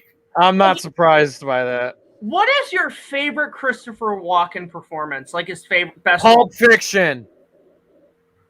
Okay, I was gonna say if you say the Deer Hunter, I'm like, I'm so sick of that. He's just a good emotion. Pulp Fiction. I'm just gonna go with Batman Returns because I just. Bruce, King of New York. On you. No, no, Sean. He's like, it's like actually, it's a lot like that. Huh? Wait. Jack, Headless Horseman in Sleepy Hollow, because all he does is go rah, rah. Which one, Jay? King of New York. I don't know if I've seen that one. No, my favorite is the Country Bears. New York, Jack. It's on. I think it's on Amazon Prime. For me, it's the Country Bears.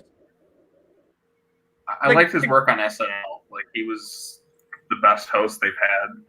Bruce Dickinson. I got a fever. Because he's the only reason to watch the Country Bears movie. He is the only reason he's... Oh, my God. He, like I love his line. Like, you ruined my life. That day is tonight. And that stupid bear, the kid from Six. Oh God! Oh my God! No. But no, it has the best Christopher Walken line ever. He's lost the day, and the crowds are partying. This is not over. Bands. What else did he do? He did some serious stuff too, like Prophecy was a very. Has he ever done any voice? I mean, I know. Has he ever done much in terms of voice acting? Like, I know he was. He did Ants. He was, but that's it. Yeah, I don't know. I don't know.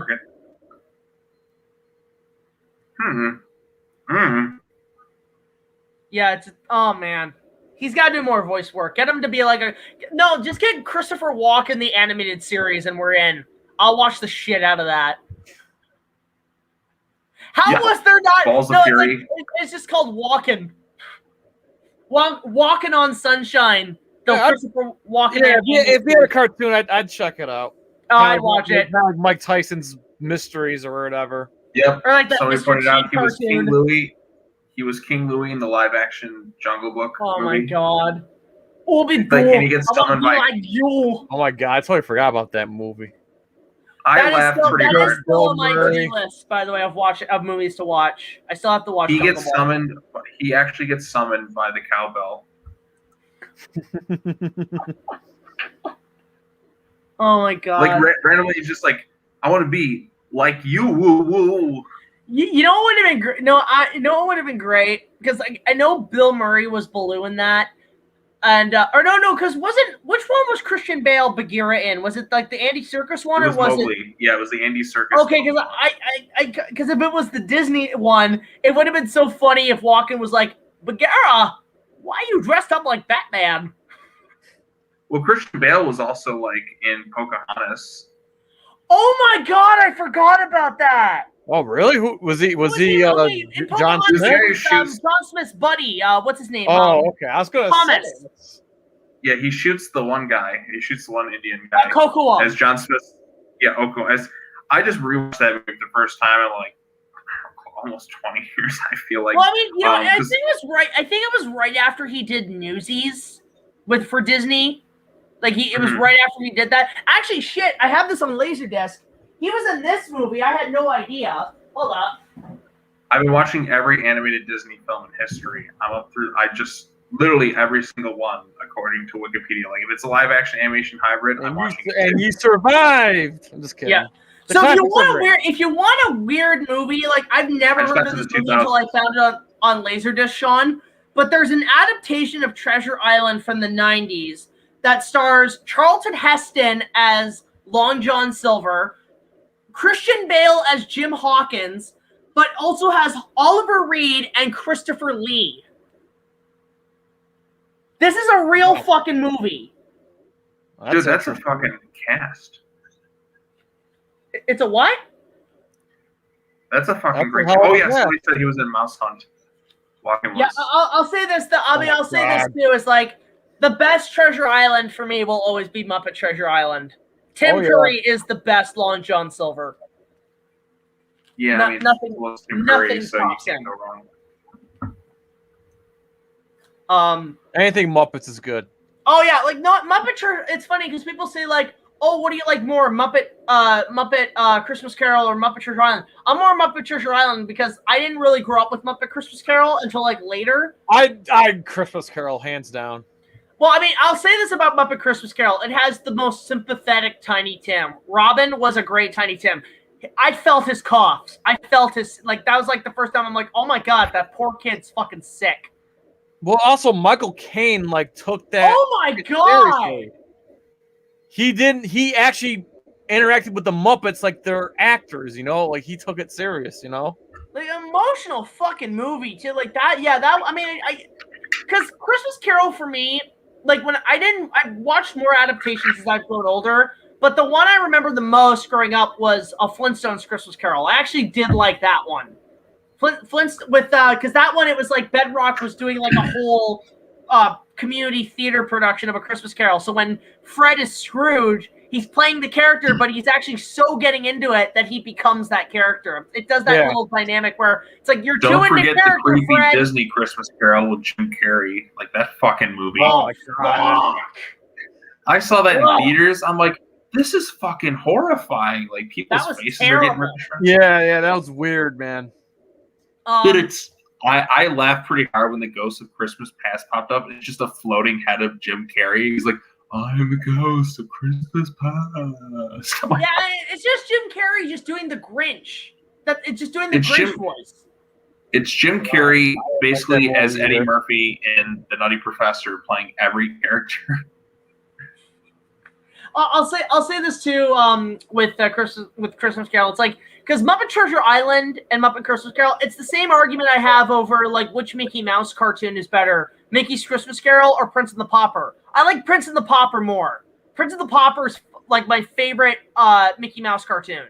Like that is, and like apparently it showed during Rescuers Down Under when that came out in theaters. They had that as a short. I'm like, go watch it again. Like the short, it's a solid short. Like that was pretty damn. That was my first introduction to the story, but damn, that's a good one. Jack, you still not seen Cutthroat Island yet? Actually, I was gonna pull this out, Sean. You're not gonna believe this. Oh, we got now. Oh, great. I've been waiting for this. I have it on Laserdisc. I have Cutthroat Island on Laserdisc. You have one of the most enjoyably shitty movies. Like, I want to watch it. I have to get a chance to because, like, I've been on a bit of a pirate craze. Jack, I really want to know what you think of Cutthroat Island because, like, the acting, a lot of it's really bad, like especially from Gina Davis, who's totally miscast in the movie. I laughed quite a bit at it. The score is amazing. It's really stupid. Like Frank Langella is so over the top in the movie. It's ridiculous. There's one scene where you want to see him in a good role. Watch the 1974 TV remake of The Mark of Zorro. He's actually a really good Don Diego. He's actually really good in that part. It's him and Ricardo Montalban. So in that one, yeah, and you can find that on YouTube as well. So it's basically the movie is Zorro, but it's Skeletor versus Khan. The funniest part in the movie is where Francis from Malcolm in the Middle just gets decked right in the face. Like it's honestly the best punch I've ever seen in a movie because it's like he spits on like one of the bad guys and the bad guy just fucking decks him. Well, it's funny too right because I've been seeing a lot of video essays on the first Pirates of the Caribbean movie and how like behind the scenes it was really worrisome that it was going to be a flop because Pirates movies were just fucking dead because of Cutthroat Island. But everybody always says the last great pirate movie at that time was Muppet Treasure Island. But everybody overlooks Hook. Like, Hook is fantastic. It's a great pirate movie. Like that's like out of all the pirate movies, has some of the best production design. I love the Jolly Roger. Like I want that. Spielberg. He's the goat. Yeah, it's fucking great. Like the one thing, it's so detailed in that whole battle at the end. Like I love the whole. There's those two master shots of just showing how big this in scale the Great War was. So you have like that one, like when like the Lost Boys, like Lost Boys, we have them on the run, and then it shows like that shot of them all in the brawl, and then you have that one shot. They keep doing. They do this shot like 3 times of just the stern of the Jolly Roger.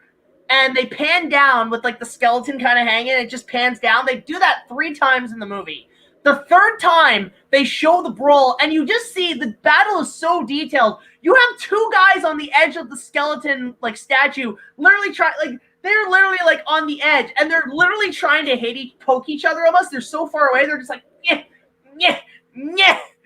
Like just little details like that. I freaking love. Yourself. Oh my god.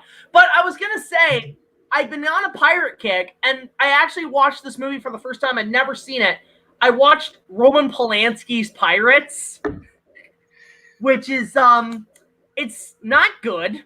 But one thing that it has is that apparently the production design is very similar to Hook in terms of the costumes. In fact, I've heard rumors that when they did Hook, they reused costumes from Polanski's Pirates. Have you seen the Jenna Jameson version of Pirates? The what? Oh no! You mean the softcore porno? Yeah. I've heard of that. It was so funny. So funny story about that. At the time that was released, of course, I remember it was the highest budget adult film ever made.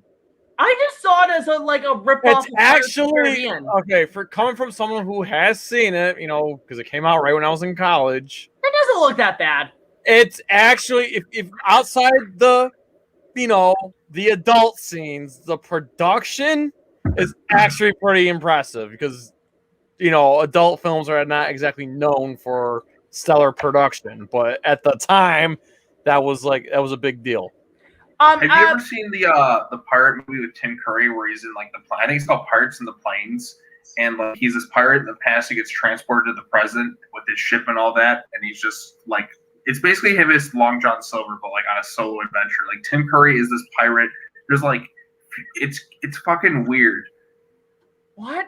Well, Tim Curry as a pirate. I mean, Tim Curry has played Tim Curry's really into playing pirates. He was Long John Silver. He was in that movie Sean's talking about. He was also the voice of Captain Hook in Fox's Peter Pan and the Pirates cartoon. Yep, I found it. Pirates of the Plain. It's so. Oh my gosh. Actually, Noberto asked me this, and this is another one I've never seen. I've never seen The Goonies. Oh wow! It just wasn't part of my childhood. I was gonna say you're a little younger, so yeah. Well, I mean, here's the thing. I was born in I was 92. I was born in 92. Yeah, I did watch a lot of. I mean, to be fair, I did watch a lot of movies from the 80s as part of my childhood. I loved The Princess Bride. I loved The Neverending Story. I grew up with a lot of those kind of movies, right? E.T. I'm trying to think of some other ones. There's been a few, but only now I'm as an adult have I caught up on them. I mean, a couple movies I watched now as an adult. I've watched Labyrinth, loved it. Watched Legend. I still need. Okay, one of my friends on Twitch, Kiru Tai, I think I Tippy or whatever. She is encouraging me to watch Dark Crystal. I haven't watched it yet. That's a good one. I need to watch Dark Crystal. So I do need to do that. But yeah, I haven't seen Goonies. There's a couple of those 80s family movies I still need to catch up on.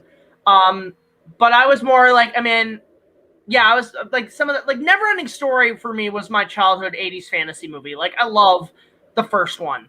The first I watched it again recently over the week, and I'm like, you know what? God, that movie still holds up. It's deep. For a kid's movie, Neverending Story is fucking deep. I watched it really for the first time. I think was it this year or last year? Because I know the horse song's scene. great. Fucking Artax! Oh my god!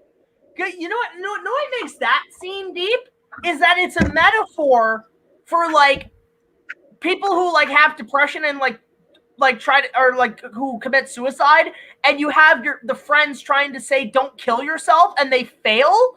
It goes through actually really put the horse in that situation. They actually had they had like an little elevator, but they really put the horse in all that water and whatever, and yeah. Yeah, but it's you watch that scene again, you realize it's a metaphor for not unable to save somebody who died of suicide. It's holy shit! What is it? It's survivor's guilt. Holy fuck. But what hits me is that it's the message of the movie, because it is literally this fantasy world is dying from the lack of imagination of children. Now, apply that to now. Imagination. Apply that to now. You're trying to put Fantasia into now. It's gone like a Thanos snap. It's just nothing. No pun intended, because, the nothing. I'll say this, too, about the movie. It is absolute nightmare fuel for me as a kid. Gamork is one of the most terrifying things I've ever seen in my life. What people always have that visual interpretation of the devil, or this or that. Mine, the best visual adaptation of, say, the big bad wolf, fucking Gamork. When I think the big bad wolf and all these fairy tales, I think that thing. That thing is terrifying. Oh my god. And it's dialogue. It talks too. It's I am a servant of the nothing, and I have been trying to help it. But why? Because those who lack imagination are weak and easy to control, and whoever has the control has the power. My Jesus Christ! That thing is a classic. fucking Gamork. Thing terrified me. And then you have like freaking that one guy who like looks like an Oompa Loompa swallowed Willy Wonka, and he's riding a snail. Oh yeah. Great makeup though. You got that's. Yeah, I love the goblin with the bat. It's like, and nobody gives a hoot about me and my stupid bat. I'll say this though, the rock biter is probably the best effect in that movie. Like that thing, it's a suit, it's a puppet. That thing looks good. Jack, have you seen Troll 2? It's so dumb. They're eating her, and then they're gonna eat me. Oh my god! You know what I'm convinced about that kid? That kid is what inspired Rich Evans on Red Letter Media, because every time Rich Evans is like, "Oh my god!" I just want to know, like, how were the producers and the cameramen like keeping a straight face, like? Oh my, I don't know. It's funny too. Like, we want to go back to Neverending Story. That's not even like the funniest part from like the troll. Like, there's a scene where like one girl tries to seduce one of the guys with popcorn and like a corn on the cob, and it's so hilarious, and like I can't like keep a straight face. Like, it's just so ridiculous. She's like, "You like the corn?" And she's like putting it in his face. It's trying to be the seductive scene. I'm like, it's a fucking corn on the cob. It's just, it doesn't work that way. And then like the really over the top actress. Drink or whatever, who looks like she has like some lip infection Keep or talking whatever, like chapped lips. Yeah, and it wasn't Joey Louis Dreyfus from Seinfeld in it too? Like, it's just. I don't know, but Troll 2 is at least enjoyable. Does anybody remember the first Troll, or like Troll 3 or whatever? Someone in the chat here, someone just mentioned it. I just saw it a second ago. Yeah, Johnny Gallagher says the first Troll from 1986 is actually pretty good. I don't remember. I just remember Troll 2 because it was just so, it was like everywhere. It's so bad. It was everywhere. And that ending, Mom! I'll say this too, is like, I remember I was watching these guys review the first Hobbit movie, and when they get to they talk about Goblin Town, one of the guys is like, it's called Neil Blog. Because it's just goblin spelled backwards. Oh my god. I wanted to say too, because like another movie that I remember, it was an 80s movie, it was part of my childhood, I watched it on VHS, but believe it or not, I have not watched it since I was a kid on VHS, and I need to watch it again.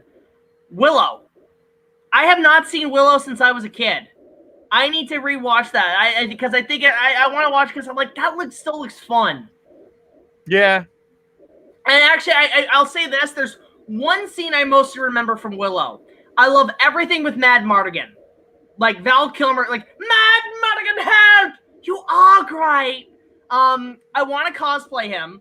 But the one scene I remember the most is when he fights that Skeletor Darth Vader looking dude. And there's one reason for it. Mad Mardigan has a gauntlet sword. It is a gauntlet that has a sword on it. Where's my toy of that? I want that thing. Like, because what's better than a sword? A sword that is permanently attached to your arm so you never get disarmed. Oh my god. Give me I want a gauntlet sword. Because that thing, I remember seeing that in the movie. I'm like, that thing is badass. And he's like double wielding. It's like, yes. Friggin' better yet, Baraka. What? Which one? I was just saying, Mortal Kombat, Baraka. Yeah. Does he have a gauntlet sword? No. The swords come out of his arm blades, literally, kind of like Wolverine. Like Wolverine. Well, I was thinking more of his knuckles, out of his forearm. I was thinking more of the mutant guy from Power Rangers Time Force. The guy I only watched the original Power Rangers. I didn't watch. I did too, but like I've been watching a lot of Linkara's history of Power Rangers, and like I've been watching his stuff on Time Force. I'm like, you know what? I've been very conflicted on Time Force, but I can see why people say it's one of the best seasons of the show. Mm-hmm. Wasn't that with Vernon Wells as the villain? Yeah, the guy from Mad Max. And Commando. Bennett. Yeah, Bennett. Beat you. Oh yeah, because in Time Force he's a mutant and he pulls swords out of his bones. Like he pulls his bones out and there's like swords. I'm like, yeah, it's a total fucking Mortal Kombat move. But whenever I think of I just think of that guy from Time Force. Yeah, fucking Vernon Wells is great. You gotta watch Commando. Like Commando it'll become your favorite movie. Anybody who watches Commando's a very underrated Arnold movie. It's my favorite. It's my second favorite, right behind Predator, because Commando is like the most fun Arnold movie. It's never a dull moment. It's perfectly paced. It's incredibly stupid. It fully embraces it the entire way through. There is never a dull moment in this thing. Literally from the first scene in the movie, you're just hooked instantly. The James Horner score is great. It's so over the top and out of place for so many bits. It gets so sappy at times. Earl literally takes out an entire army by himself. One man's an entire fucking army. Nobody can hit this giant Austrian man. I mean, I've seen most of Commando because I've seen Nostalgia Critics review, but I do want to watch Commando. That is the villains are. I gotta get it on Blu-ray. It's fantastic. It's a classic. The villains are great. I've seen that one scene with Bennett where he's like, I don't need no thing. I don't need no gun. I'm gonna kill you. Oh my god, did he just orgasm? It's amazing. It's such a perfect movie for what it needs to be. It doesn't take itself seriously at all. The villains are great. You have the bad guy from the Warriors, David Patrick Kelly, who's always a little shitbag and everything he's I was gonna say, he's half Arnold's size, not even. This is my weak arm. Or I like the fact that he gets turned down by a chick and he decides he's you fucking whore. He calls her a whore because he gets turned down. That doesn't make any sense. I'll say this too about what we've been bringing up Arnold movies is that I remember Christmas 2019. I was with my family, and my mom and I were bored, and we were up late at night. We were watching, flipping through the channels on Christmas, and we got to Jingle All the Way, and that's one of my favorite. I don't know why people hate it. I love that movie. I love it. I love that movie more and more each time. My mom, she doesn't like Arnold, but we were watching this movie and she was seeing how bad it was. She thought it was bad. But at one point she cracked and she just started laughing her ass off. And it's the scene where Arnold is piled up and trying to get the balls for who's gonna get the Turbo Man. And literally when Arnold falls and that one lady pepper sprays him and he's like, "Ow!" At that point my mom cracked because at that point she just started laughing. She couldn't breathe. And I'm like, why are you laughing? Arnold's faces are hilarious. He's so over the top. Yeah, it's funny because everybody in their lifetime has shopped for that one toy that everybody wants, so it's relatable. There was actually, it's funny. There's that Hollywood auction that's been happening the last few weeks. I think one of the Turbo Man sold from that movie, the Turbo Man dolls. Was Sinbad, did Sinbad bid on it? I just want to know if Sinbad. I want to know if Sinbad was bidding on it. That's all I need to know. Actually, shit. You know what I realized? Fucking Arnold's doll and Batman and Robin. This is just Turbo Man. It's just the blue edition of Turbo Man. It's Turbo time. It's Turbo time. All right, so I gotta scoot here because I'm tired as hell and I haven't had dinner yet. So yeah, I think I'm gonna call it a night too because I've got to get to sleep and I got some shit to do. But yeah, I got to make a really important phone call first thing in the morning, and also I'm streaming tomorrow as well, so I gotta get my rest. Yeah, so let's give you a shout out first, Jay. Go ahead. Oh, okay. So yes, NerdCage Live. Please sub it up, and I will type it in the chat here. But yeah, please sub up to NerdCage Live. We go live every Thursday night. We post videos, and we just did a look back of the 40th anniversary of Raiders of the Lost Ark. We did a Zelda top 10 games discussion. That was a lot of fun. And tomorrow for our Thursday stream, I am very happy to announce that Mr. Anthony Marquez, the original Kung Lao from Mortal Kombat 2 and 3, will be our guest tomorrow night. So he's going to hang out. We're going to talk MCU. We're going to talk Godzilla. We're going to talk UFC and boxing and Mortal Kombat. So, yeah, please be there. We're going to be going live at 8 o'clock Eastern Standard Time. So, yeah, I will type so to youtube.com/NerdCage live in the chat there. Also, we have we just started a brand new Facebook group discussion, which I'll also put in the chat.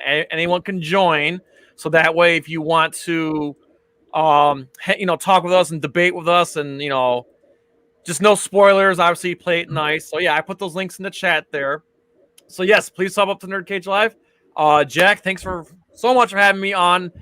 I'm sorry for coming in late. I was at work, but I was so happy to be here to hang out with you guys, and hope to see everybody tomorrow night to hang out with Anthony Marquez. So, how the hell do you get these guys? Mark and I, we're connected, man. That's the thing. Like, I've been trying to get more interviews on my channel. I just never have any luck. I gotta figure out how the hell to do that. I never get anybody for interviews. It's who you know. It's who you know. I know one person I've been trying to get to do an interview. But Jack, you got James Ralph in your back pocket, so stop I mean, but that's the thing. I'm just like chat with them. I don't try to do too much with them, and I know he has his life and everything. I mean, I know one person I do want to try to do an interview with is actually David Kay, who is a very talented voice actor. He was in Kong the animated series, but he's famous for being the second best Megatron on the Transformers. He was Megatron in Beast Wars, and he's a very great voice actor. I've been wanting to get a hold of him on doing an interview, so at some point I will do that. Along with a few other people I've been thinking about getting interviews on. I think interviews are pretty easy to put together. Sean, go ahead and plug your shit. All right, what's going on? Sean, you can follow me at JTIsReborn right here. I just left a comment in the chat. Got a few things coming up along the way. I'm currently on vacation, so I'm recharging the battery so I can get that motivation for when I come back and start to do stuff. I mean, it was nice to just kind of jump on and talk some shit on the stream with Jack and NerdCage Live. I had a fun time, but I got stuff coming up along the way. Almost at 2,000 subs, or like 120 away, and then something big will happen at the 2,000 subscriber mark. So got some written videos, got some, ranking stuff, kind of in the works right now, but like I just need kind of a moment to recharge. And now that I'm recharging, I'll be back home soon. I can finally get some more content out, so you can subscribe to me there. And you're all sub to Jack's channel, so check out some of his latest stuff. He's got some good stuff coming out. Subscribe to NerdCage Live as well. He's got some cool stuff too. So. Yeah, I mean, that's the thing. Like, I think, in all honesty, like, we're all just taking a quick little break because now that things are getting back to normal. I think we all just need a bit of a vacation from, like, staying at home all the goddamn time. Right. I had to get the fuck out. This is my first ever solo vacation. Like, usually if I vacation, I go meet up with somebody. Like, this is the first time, like, I'm just going by myself. And it's nice, but, like, I feel like after kind of, so, like, okay, it's more fun to vacation with somebody than just kind of going solo. But it is nice to just kind of get away from everything for a few days. Like today was like a pitch perfect day, I felt like. So. Yeah, and in terms of my stuff on my end, I'm just going to plug my own stuff in. Of course, guys, I've been mostly active lately on Instagram. So if you guys want to go follow me on Instagram, you can. I've actually been getting good reception there. You can follow me on Twitter. You can follow me on Facebook. I don't post much on Facebook, but Twitter and Instagram. I'm also very much getting back into TikTok a lot more. I'm going to be doing more compilations. I'm just taking a little bit of a break from making videos, but I will be back soon with more of a weekly schedule. Again, I think we all need a break, but if you tune in tomorrow night, Thursday night, around 9 o'clock, I was thinking about putting out Friday, but fuck it. You'll see the next BigJackFilms review will be out, and by that point, I will be probably working on the next set of episodes, which we are working on right now. We're just taking our time. It's been a little bit of a stressful couple of weeks, but like because we're getting back to normal, that's been stressful. But we're just taking a break. We'll be back soon, and I will keep up these Wednesday streams, but. Again, thank you all so much. Of course, support us on Patreon. $1 more will get you access to all of our contests with other special features. And we just we'll come back at some point. So again, a big thank you to Sean of JTIsReborn and Jay from NerdCage Live for joining me and just talking movies. In fact, if anybody on the chat ever wants to just do a compilation of like the best bits of these live streams and maybe add like clips of movies we talk about to get a better context. Like, I mean, I watch a lot of Opie and Anthony reruns, and I see. I think my favorite moment was the live stream we did where we broke George of the Jungle 2, and then you just fucking broke when like the master hand comes down. And we'll need to do a comp. Somebody better do a best of. Like, these are great. So again, guys, thank you so much for joining me. And of course, everybody, like, comment, subscribe. We'll see you guys later. Big Jack Films signing off, and tune in tomorrow night for the next Big Jack Films review. And it's a movie I've been wanting to talk about for a while. So until then, I will see you guys later. Peace out. Thanks, everybody. 1 minute to 3 hours. Almost there. All right. Almost there.